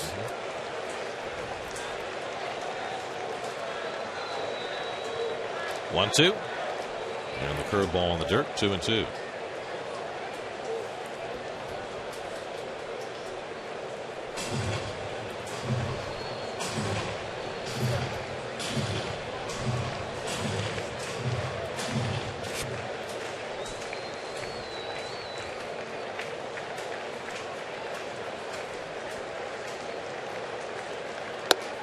See, there you're laying off there. It's tough going, elevating that strike zone, throwing 97. Those hard throwers, you just got to be ready to attack. You just can't take those longer swings. You've really got to be set and ready to go. 3-2. And he threw in the off-speed pitch and he fouls it off.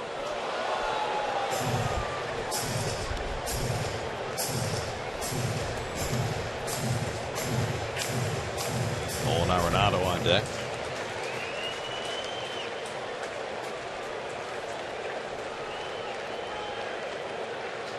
Eighth pitch of the at bat from deGrom to Gonzalez.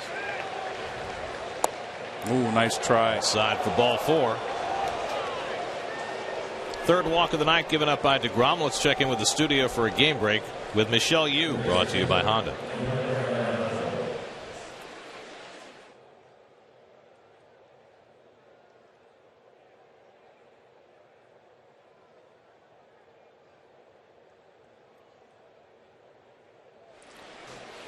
The Blue Jays had an 11-game winning streak in June, and they're going for a 10-game winning streak tonight. How often does that happen in the course of a season? It's a tremendous trade for them at the deadline to get the Tulowitzki from Colorado.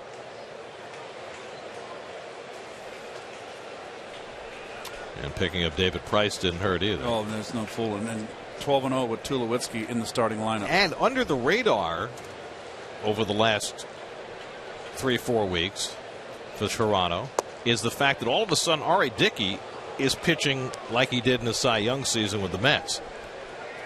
And that's huge for Toronto as well. And I like their catcher. I thought that was a nice pickup for them in the offseason. I think he's a winner. Russell Martin. Yes, sir. 1-1 to Arenado, who's lined to short and struck out tonight. There's a strike on the outside. Good pitch by DeGrom, 1-2. Arenado just looks a little confused right now, caught in between.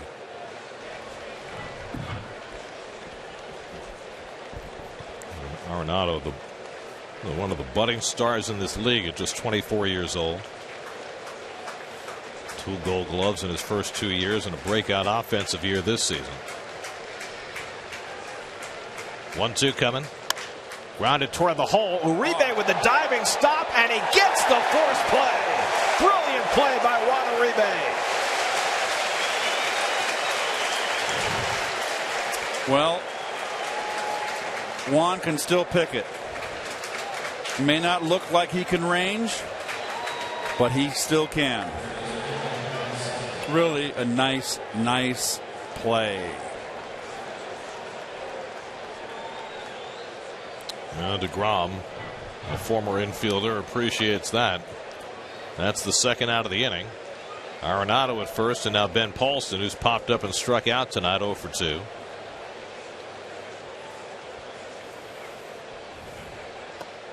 And a curveball to start him off, 0-1. He doesn't have to. He's throwing so doggone hard and up the ladder, upstairs, that he can do this. Throw it right down the middle and throw it out of the strike zone and see if they'll fish. His curveball's been so good tonight, he's barely thrown his slider. This is the DeGrom that we've come to know and love. Well, he had that bad stretch in early May, and since he refined his mechanics and gotten in gear over the last 3 months, he's been as good as anybody in the game, including Greinke and Kershaw. 2-1 to Paulson. He's second in the league now in ERA to Greinke, who threw 6 scoreless last night to lower his to a ridiculous 1.65. But DeGrom at 2.13 is second, and he's only enhanced that tonight. 2-1 coming, and Paulson takes the changeup outside. 3-1. DeGrom's walked 3 tonight. That's been the only hitch in his giddy-up, and it's served to elevate his pitch count a bit, working toward 90 here in the 6th inning. Behind on Paulson, 3-1, and he goes right back to the changeup, and it's 3-2.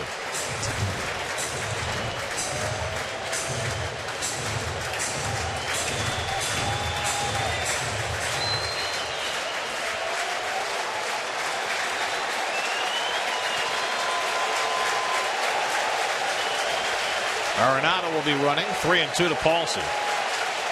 And he walked him. So back-to-back walks, or 2 walks in the inning issued by DeGrom. That's his 4th of the night. And now the tying runs are on base. 90th pitch. They're going to get the bullpen up only because it's 90 pitches. I just think DeGrom feels so good, Gary, and feels so strong. He knows he's throwing hard, that he's just cutting it loose, and sometimes it gets away from him. The 4 walks match a season high for DeGrom. Now he's got to contend with LeMahieu, who had a long double to right field his last time up. One of only 2 hits for the Rockies tonight, and he laces 1 foul.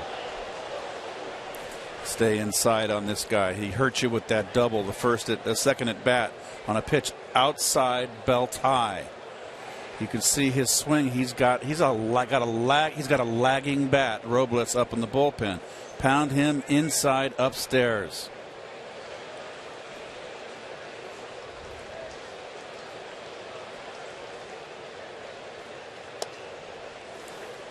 1-1 to LeMahieu.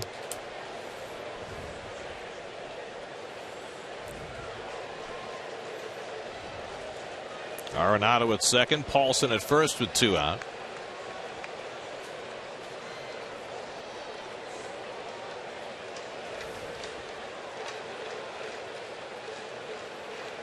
And LeMahieu pounds one into the ground, 1-2. Wanted that pitch in and didn't get it in. Darno set up inside, misses on the other side of the plate. You can drop one in the dirt here, see if he'll go fishing. Hardest working inning tonight for DeGrom. About to throw his 94th pitch, and he's got him standing again.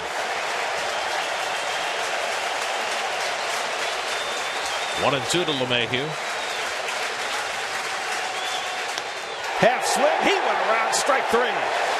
Number 9 for Jacob DeGrom, and he strands 2 more in the 6th. A 9 strikeout night for Jacob DeGrom.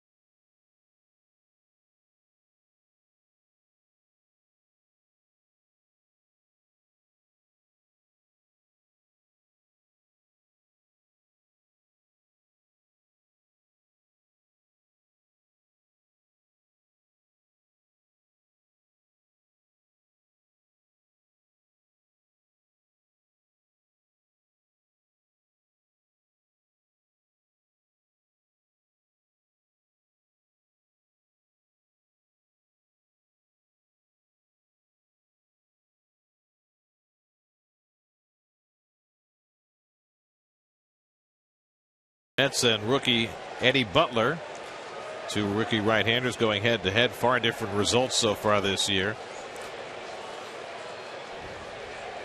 Mets trying to make it 3 straight over the Rockies to start this series, up 2-0 as we go to the bottom of the 6th. Same shift they played against Granderson this entire series. He's 0 for 2 tonight. And Curtis takes outside from Jorge De La Rosa. De La Rosa had the 1 bad stretch in the 4th inning. He gave up the 2-out RBI hits to Uribe and Kadire. Otherwise, he's had a good night. Struck out the side in the 5th inning. He's fan 6 tonight. And the cutter misses. 2-0 to Granderson. Kevin Long and Michael Conforto having a heart-to-heart.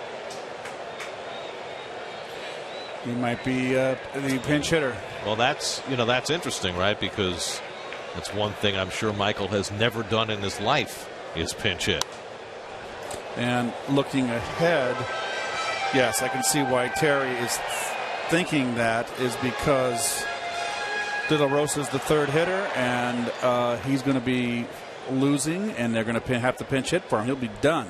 Wouldn't be surprised if Conforto goes down to the cage, takes some swings, maybe looked at some video of some of the Rockies relievers. 2-2 to Granderson.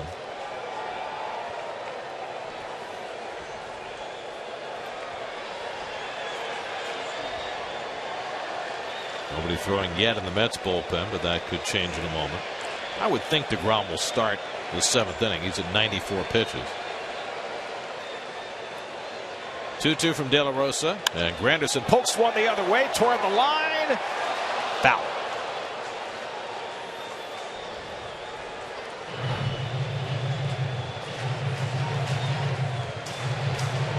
didn't miss by much.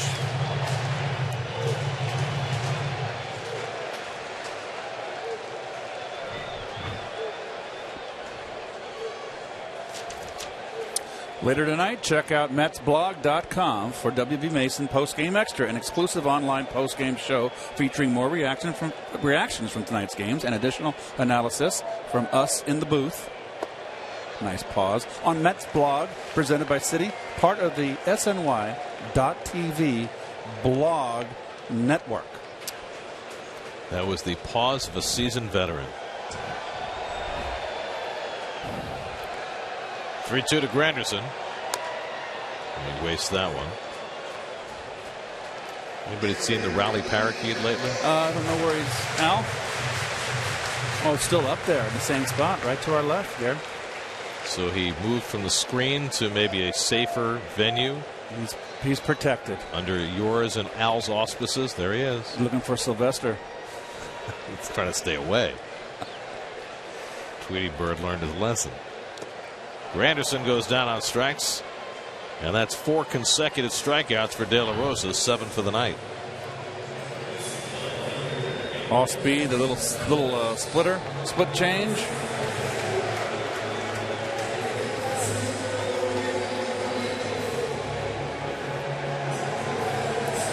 I just figured out where that parakeet is. It's right in front of us. Right in front of us. To the left. Yeah, right behind the TV screen. He's looking at us. Well, he is. I bet you.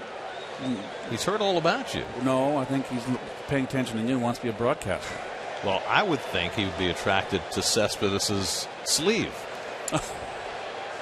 I think it's another parakeet. Curveball to Uranus. Ball 1. He struck out and grounded out tonight. Now hitless in 10 at-bats in this series. So as the Mets have done a good job on Carlos Gonzalez, the Rockies have done a terrific job against Cespedes. Bounces one toward third. That's a fair ball. Arenado's got a great arm, and he shows it off for the second out. Boy, talk about a big-time howitzer. Look at this. Time to plant and just tantalize the runner. That's a long throw, and it's right over the top, straight and accurate. You got a third baseman whose arm just blew you away. I mean, when I think of shortstops, I think of Sean Dunston. He had best arm. Gary Templeton for me. But what about a third? Here's Uribe with 2 out. That's a good question. I'm trying to think about them when I played. I mean, a lot of the great third basemen were known more for their gloves than for their arm. But Brooks Robinson had a very good arm at third. He was, what 16-time Gold Glover. Bobby Parnell getting ready in the bullpen.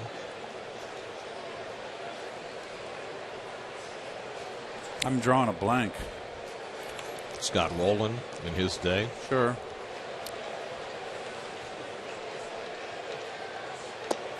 Mike Schmidt had a good arm, a perennial Gold Glover over there. Larry Parrish had a good arm with the Montreal Expo third baseman. How about Clete Boyer? You're going back now. I loved Clete Boyer. Well, I was a big Yankee fan back then. And those Yankee teams with Mantle in the 60s. Today, along with Arenado, I think the other guy you think of is Adrian Beltre. Yes. He's got a wonderful arm.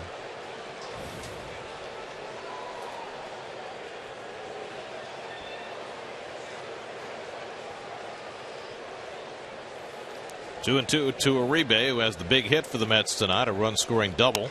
He pokes this one to the right side. Paulson ranging wide. De La Rosa trying to get there, and he does not. And Uribe beats it out.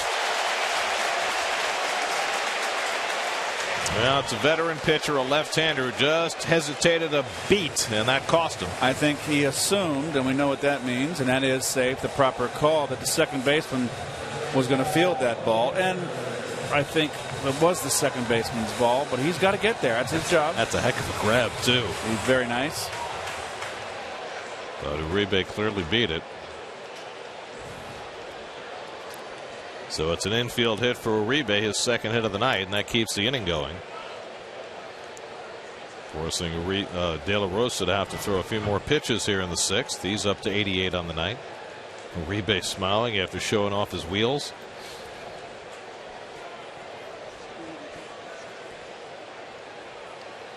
Now Michael Cuddyer, who singled in a run in the fourth inning.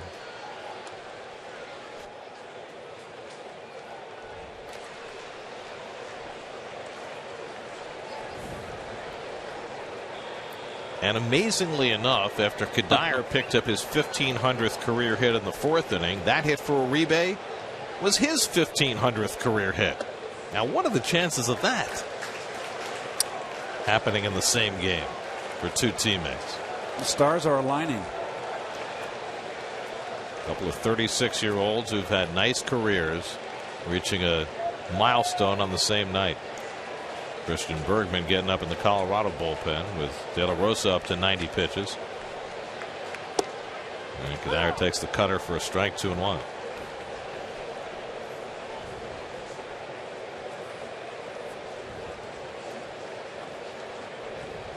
Jacob deGrom with 6 scoreless under his belt. Mets have now thrown 20 consecutive scoreless innings going back to Monday night. And Cuddyer hits one toward the middle, but Reyes is there. And that retires the side. We played 6. deGrom heads back to the mound for the 7th with a 2-0 lead.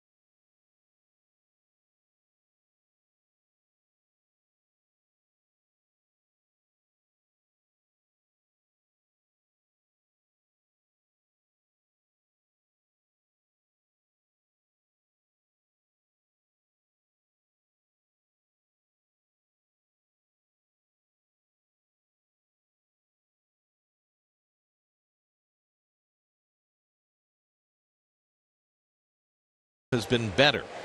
It's got 2 big 2-out hits against De La Rosa in the fourth. deGrom has gotten the big outs he's needed the last 2 innings. Michael McHenry leads off in the 7th.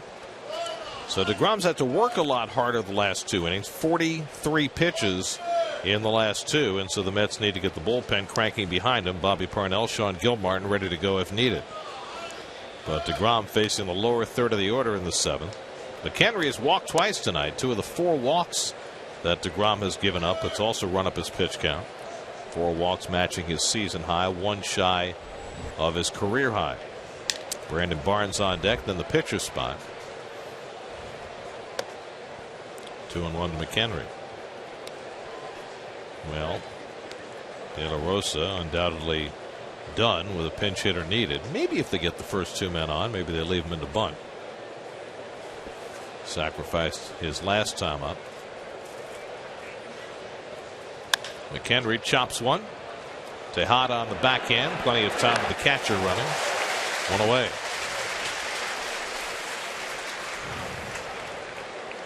Sunday on Jets Nation inside camp, the crew looks at the current state of the Jets as they prepare to start the season without Geno Smith. Plus, hear from Marcus Gilchrist and Buster Skrine why these new additions may hold the keys to the secondary success on Jets Nation inside camp Sunday at 7, only on SNY. I faltered there a little bit. A couple tough names to pronounce. Well, those guys hold the key as long as they don't slug anybody. Barnes bunts it, but right back to DeGrom. Easy play for Jacob. 2 out.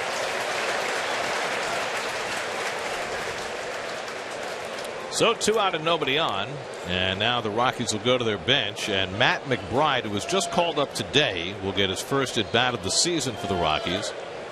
McBride, a 30-year-old who has been in the Rockies farm system for a number of years, has had a couple of cups of coffee with Colorado in 2012 and 2014, but this will be his first big league at bat of the season. The Rockies, in bringing up McBride, designated Drew Stubbs for assignment. So Stubbs, as we talked about earlier in the series, a guy who came out of the University of Texas with great promise, just has never been able to turn that into long-term success in the majors, and now he's out on the shelf again. Had all the tools except the bat. Had the speed, had the power, defensive prowess. Just couldn't hit enough. Couldn't make enough contact. Stubbs had a year where he struck out 205 times. It's a lot of strikeouts. 1-1 to McBride, and he takes a strike. 1-2.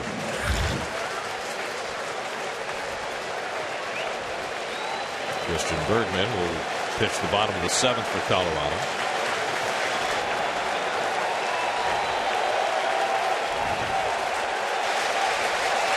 One, two. Struck him out. Darno with the toss. 10 strikeouts tonight for Jacob deGrom. He made that 7th inning look easy. 7th inning stretch, 2-0 Mets.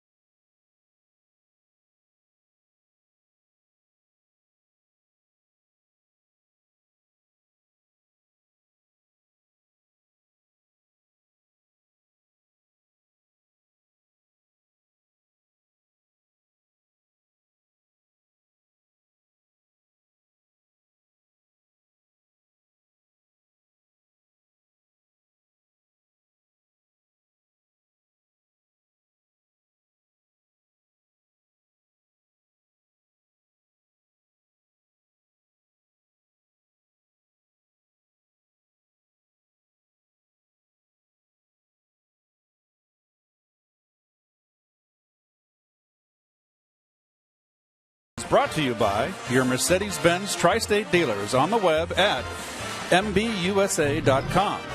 By State Farm. Today's State Farm agent of the game is our friend Pat Cawley of Glendale, New York. Contact Pat at patcawley.com. And by Astoria Bank. At Astoria Bank, the difference is waiting to make a difference. Visit AstoriaBank.com. Home 7th inning. Christian Bergman on to pitch for Colorado. Bergman in his second big league season. 27 years old. Wilmer Flores takes a strike, and it's 1-1. Next time you read that spot, try not to show favoritism. I know. I mean, we love Pat, but I know. It's not fair to all the other fine agents. I understand. My brother is a State Farm agent. How come he's never our agent today? He's in California. Can't cross state lines. I guess that makes sense. Flores takes a borderline strike, and it's 2-2. Tyler Clippard getting ready for the 8th inning. Jacob deGrom, 7 scoreless innings, 10 strikeouts. His 4th double-digit strikeout performance of the year, 8th of his career. But at 103 pitches, probably done for the night. He's due up 4th in this inning.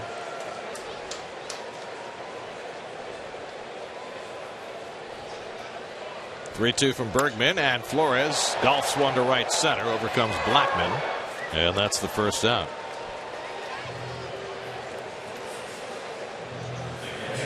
So 1 out and nobody on. Let's check out tonight's Verizon trivia question. Mets single season record for home runs hit at home.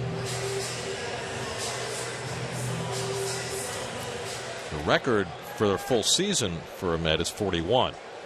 Todd Hundley did that. Carlos Beltran did that. But home. But how many at home, and who has the most in a season at home? Travis d'Arnaud takes ball 1. Christian Bergman, an anteater from Cal Irvine. Oh, that's right. They are the anteaters. Which is far better than being from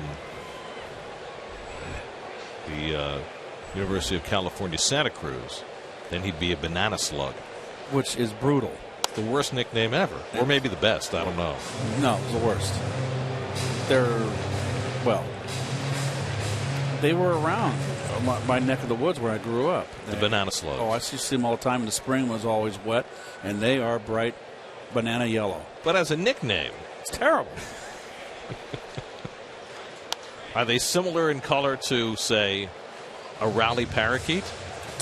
More yellow, no green in it. I mean, they are bright yellow. I wonder what their purpose is. Banana slugs? No. Slugs, period. Hit hard, and d'Arnaud's got a base hit. d'Arnaud with his 4th hit in 9 at-bats in this series. First time since coming off the DL. He's played 3 straight games, and he's starting to get it going. He stays in on the breaking ball. That's when I love him. He's a good breaking ball hitter.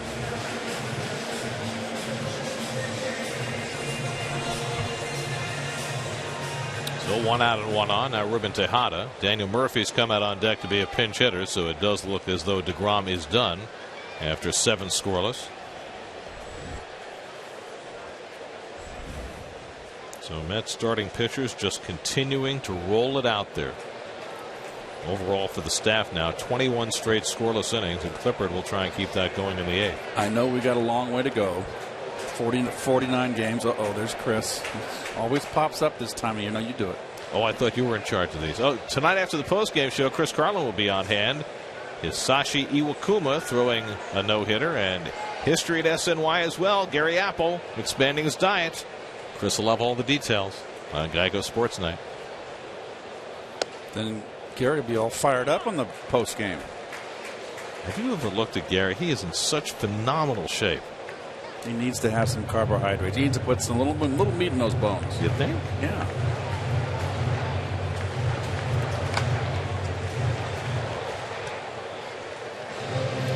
By the way, with his 7 scoreless innings tonight, Jacob deGrom lowers his season ERA to 2.03. Pretty amazing. Second only to Zach Greinke in the National League.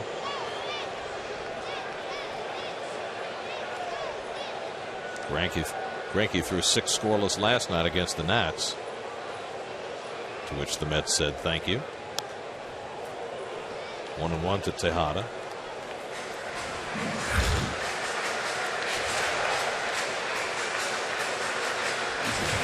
Well, you get your protein and your carbs with your Nathan's hot dog. Put a little mustard on it. What does that count as? No, mustard's good for you. But does it count as a vegetable or? It's the same color as a banana slug. There we go. It's a theme. Cespedes started this whole thing with that sleeve tonight. And by the way, the parakeet has not moved. He's still in his safe house. There's the sleeve that got the whole thing started. And there's the parakeet, looking very content and still staring right at you, Keith. 1-1. Tejada hits one out to center. Easy for Blackman. And there are 2 out. Darno back to first. Well, Daniel Murphy was out on deck, but it's not going to be Murphy. It's going to be Michael Conforto. So Conforto will get his first crack at pinch hitting in the major leagues.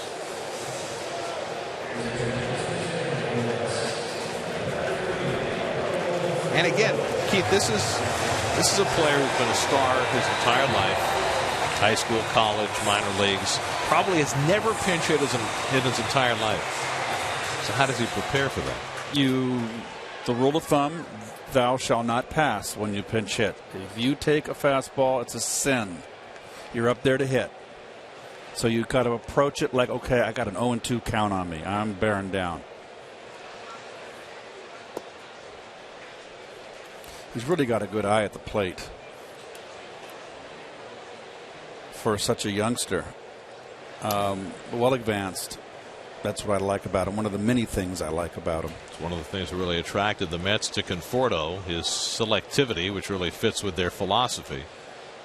You know, it's a different word, selectivity. For me, it's not the proper word. The word is, and there's several, he has a good knowledge of the strike zone.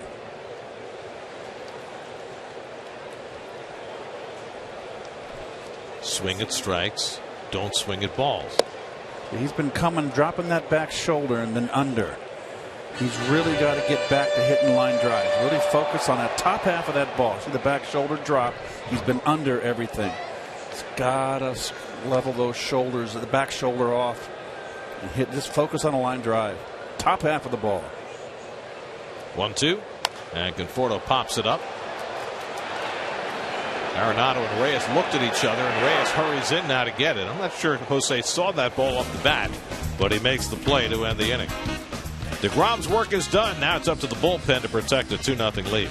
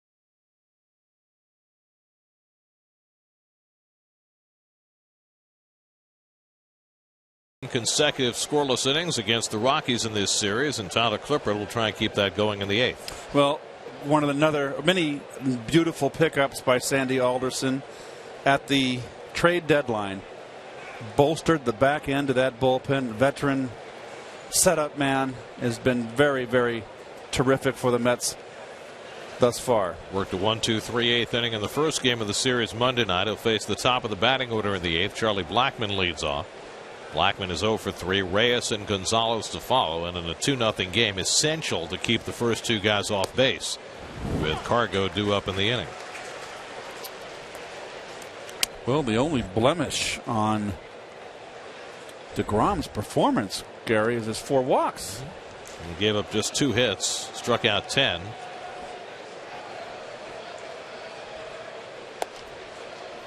A ball and a strike to Blackmon, who's looking for his first hit in the series, 0 for 8.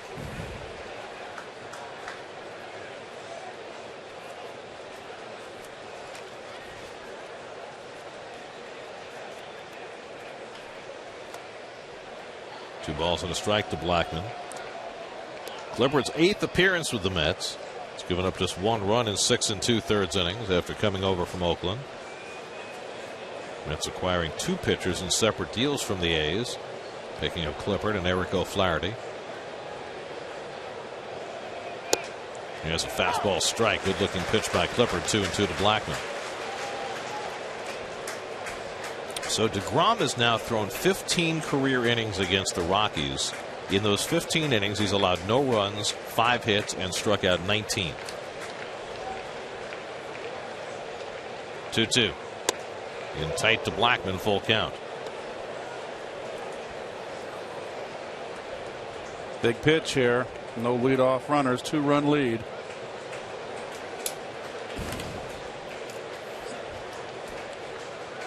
Three-two from Clippard, and Blackmon lifts one to left. Over comes Cespedes. 1 out.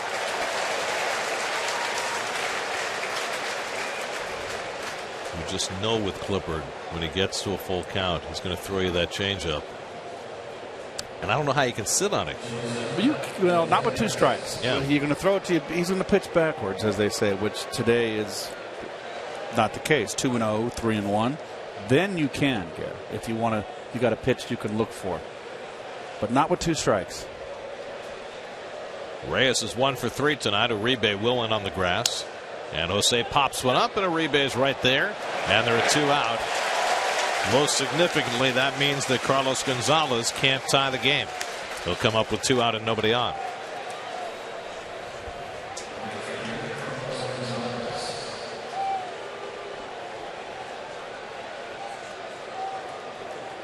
Gonzalez tonight 0 for 2 and a walk, 1 for 10 in this series.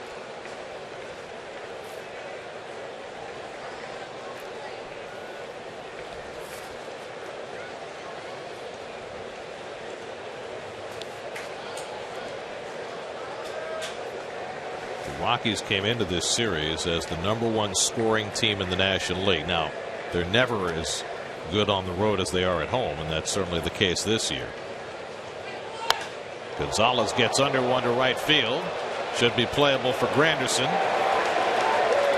And the side retired. An 8-pitch inning for Tyler Clippard.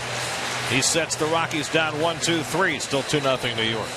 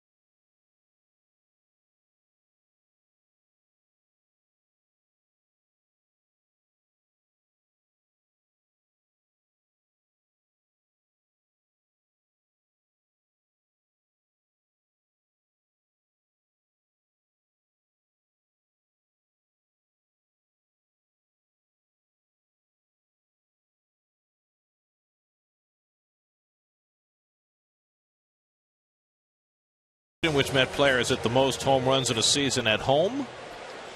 That would be Darryl Strawberry, the all-time Mets home run leader for a career. 24 at home in 1990. I saw a few of them. Juan Lagares at the top of the batting order leads off against Christian Bergman in the bottom of the 8th as the Mets bid for some insurance before handing it off to Jerry's Familia. Familia warmed up last night, but when the Mets scored 3 runs in the bottom of the 8th, he wasn't needed, and Eric O'Flaherty finished up. Mets scored 3 in the 7th on Monday night, 3 in the 8th last night against the Rockies bullpen. Lagares 1 for 3 tonight. By the way, the year Darryl hit the 24 at Shea in 1990, he hit 37 for the season. I was gone. 24 at home, 13 on the road. My first. Well, that was his last year with the Mets, 1990. Famously sat out the last week. What was that all about again? Said he had a bad back. Was there anything to play for? Yes, they were still in it.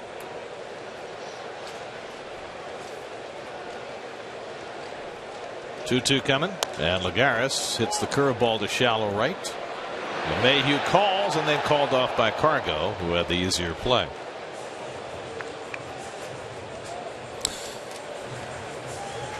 Follow the Mets wherever you are with MLB.com At Bat, the #1 app for live baseball. At Bat is up to the moment and at any moment within game highlights, look-ins, replay reviews, radio broadcasts, statcasts, and more. Get MLB.com At Bat for your smartphone or tablet. Is that your last promo of the night? I hope. I think you've done a marvelous job. You need a break because you got to do all of them tonight. I'd be willing the rest of the year to maybe do around 75% of them. You're such a guy. 0-2 to Granderson, who's 0 for 3 tonight.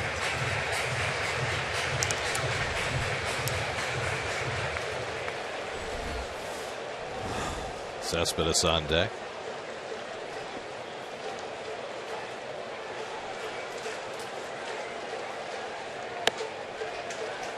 One and 2 to Granderson.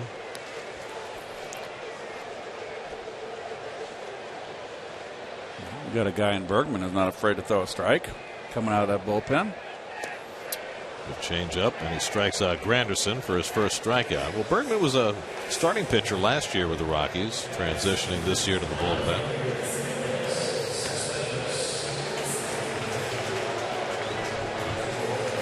So 2 out and nobody on. And now Cespedes 0 for 3 tonight, 0 for 11 in this series.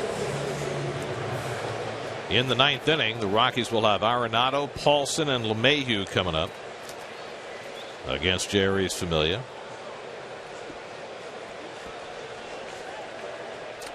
There's the view from the Pepsi porch. Actually, that's the view of the Pepsi porch. Yes.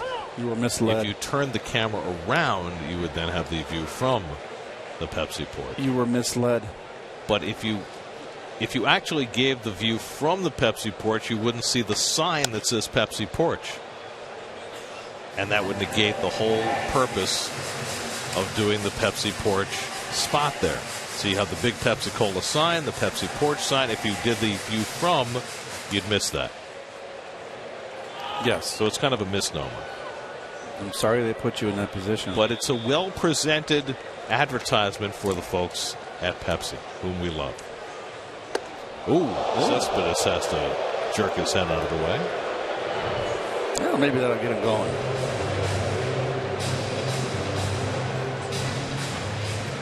Well, the Mets have only utilized the rally parakeet once tonight when they scored twice in the 4th.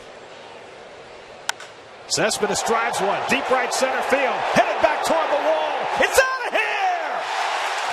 Yoenis Cespedes with his first home run as a New York Met.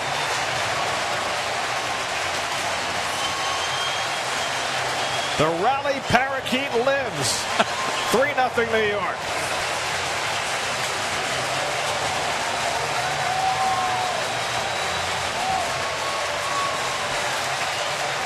There you go. Little chin music.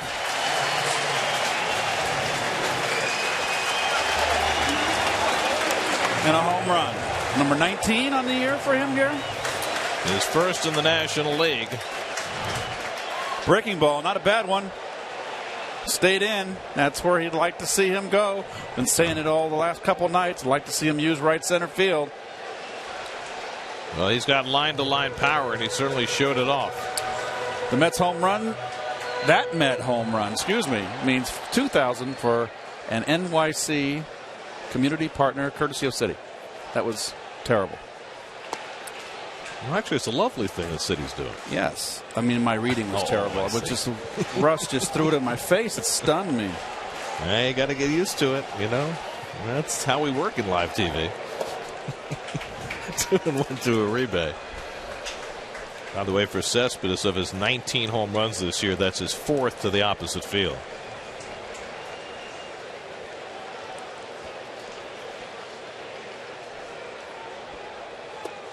And Uribe lays off, and Bergman's behind 3-1.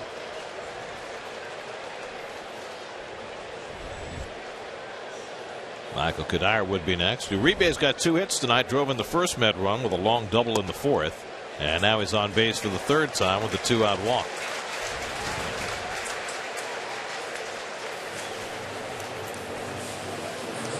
So Kadire will get another turn at bat against his old team. He's 1 for 3 tonight. He drove in a run with a 4th inning single. That's got 2 runs in that 4th against Jorge De La Rosa, who gave up nothing else. De La Rosa went 6, 2 runs, 4 hits, 2 walks, 7 strikeouts. Bergman has given up the home run to Cespedes here in the 8th. And now Kadire takes the breaking ball outside.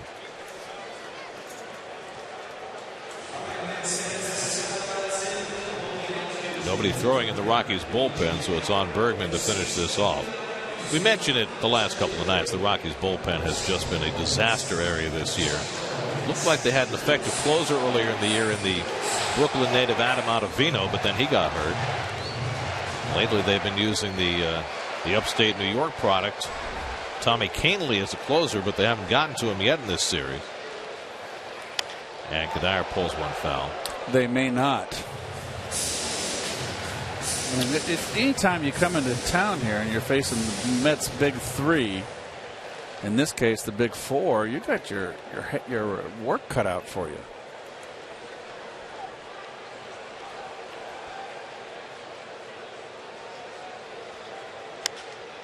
And Kadire pops one up.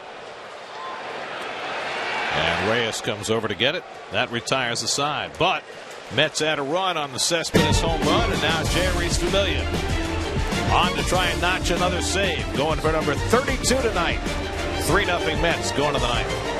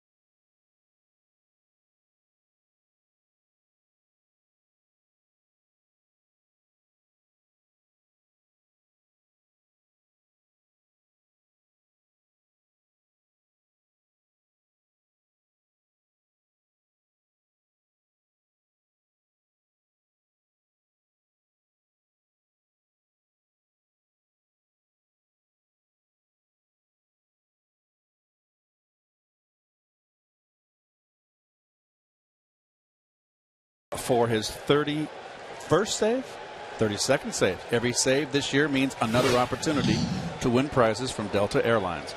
Go to Mets.com/Delta Dugout to sign up now. Familia hit a rough spot after the All-Star break, but he seems to have gotten himself settled back in. Nolan Arenado leads off in the ninth inning. Mets up 3-0. Arenado 0 for 3 tonight and takes a slider for a strike. Last 6 appearances for Familia, he hasn't given up a run. Only 4 hits and no walks in those 6 appearances, so it seems as though he is pointed back in the right direction after that brief bobble coming out of the All-Star break. Tyler Clippard worked a 1-2-3/8 behind Jacob deGrom. And Familia gets ahead 0-2 with a couple of sliders. I just sense this club getting energized. Familia, who has been a little inconsistent. 2 nasty pitches to start out this inning. Ben Paulson on deck. DJ LeMahieu behind him. 0-2 to Arenado. 3 sliders in a row, and it's 1-2. Met pitchers have gone 22 consecutive scoreless innings now. Mets trying to put together back-to-back shutouts for the second time this year. They did it back in early July in L.A. behind Steven Matz and in San Francisco behind John Neese. And Arenado lucky to get out of the way of that one, headed for his kneecap. Ball ran in. That'll undress you in a hurry.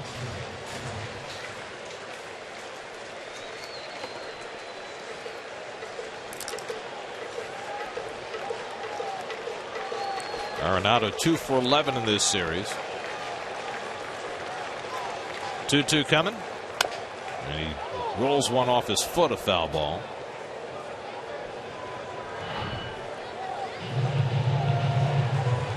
Get that ball down.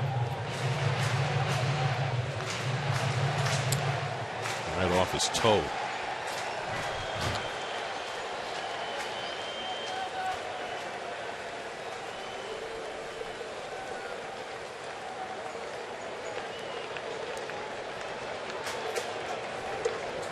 Two from Familia. Low. Full count. DeGrom went 7, allowed no runs, 2 hits. Clippard a 1-2-3/8. Now Familia, who saved the game Monday night, going for his 2nd of the series. 3-2 to Arenado. Fly ball left field. Cespedes barely has to move. 1 out. Got away with a hanger right there.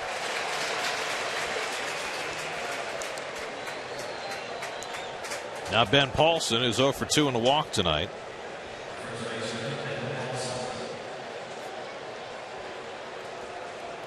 Tomorrow afternoon, early day game. Noon start. Ronnie gives me a breather tomorrow. Will he be reading all the promos too? I don't know. Ask him. Because he is giving.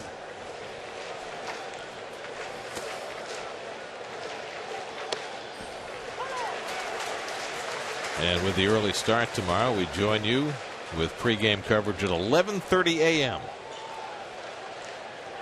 Coffee and the Mets, as the Mets hope to be bidding for a 4-game sweep of the Rockies. First, Familia has 2 outs to get. Paulson swings through the fastball, and it's 0-2. Good one. This one had serious sinkage. Down. Dive. That's a submarine. Quick pitch. Upstairs.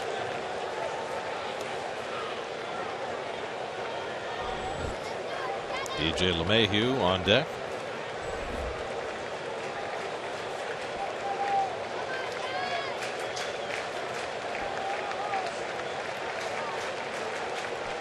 One, 2. Struck him out. 2 men down. So much more effective when he's down in the strike zone.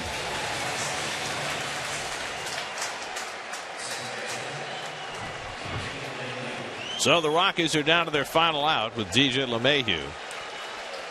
Started to talk about it last inning. The Rockies came into this series the highest scoring team in the National League. They had only been shut out 5 times all season, and now the Mets are 1 out away from shutting them out for the 2nd straight night. LeMahieu 1 for 3, a double back in the 5th. Let's try to put down another marker with the Nats playing later tonight against Clayton Kershaw and the Dodgers. Let's start the night 2.5 games up on the Nats. Yeah, let him stew on that MVP. 0-1 to LeMahieu, and he hits one sharply, knocked down by Kadire, but no play to be made, and LeMahieu is aboard to keep the game going. Kadire got a piece of it but couldn't stop it, and so LeMahieu has an infield hit. Well, tough chance. It should be an E3, and it's a tough air. The ball's hit hard, but you got to make that play, and they're going to give him a hit. Very generous. So LeMahieu has his 2nd hit, only the 3rd of the night for Colorado. And now Michael McHenry, who's drawn 2 walks and grounded out tonight, 0 for 1. Well, the home run right now is large from Cespedes. Because McHenry does have home run power.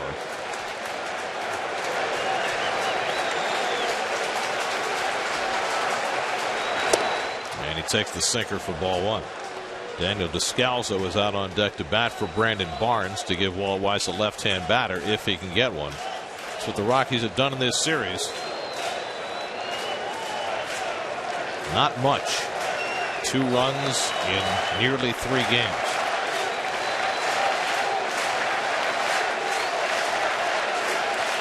LeMahieu runs. Mets let him go. He takes 2nd on defensive indifference as McHenry takes a strike. There's Descalso on deck to bat for Barnes if McHenry can keep it going.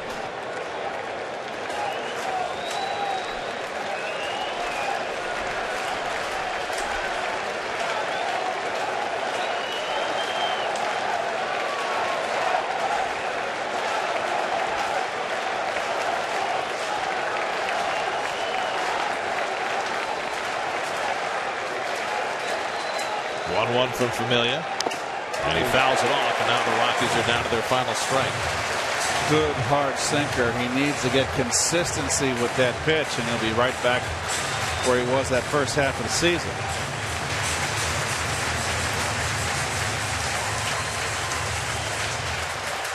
$37,000 plus on hand tonight to watch this Mets juggernaut, and they're almost all standing now. Hoping Familia can seal the deal.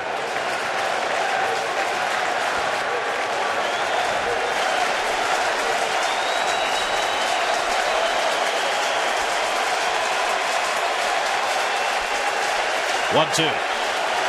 He struck him out, and the ball game is over. The Mets shut out the Rockies for the 2nd straight night. Jacob deGrom with 7 brilliant innings. The Mets get a couple of 2-out hits and a home run from Cespedes. 23 straight scoreless innings for the Mets pitching staff. And the Mets match their season high, moving 10 games over 500 with a 3-0 win. deGrom with 6 overpowering shutout innings, 2 hits, 10 strikeouts, and Clippard a clean 7th inning, 6th inning. I'm sorry, 7 innings from deGrom. Clippard a nice 8th inning. Familia a clean 9th inning for a 32nd save. And Garrett, the Mets tonight introducing the Rally Parakeet, inspired by Yoenis Cespedes' sleeve. The Parakeet inspires the Mets to their 10th win in their last 12 games. They've taken the first 3 of this series from the Rockies, and they'll go for the 4-game sweep tomorrow afternoon. There's your game summary.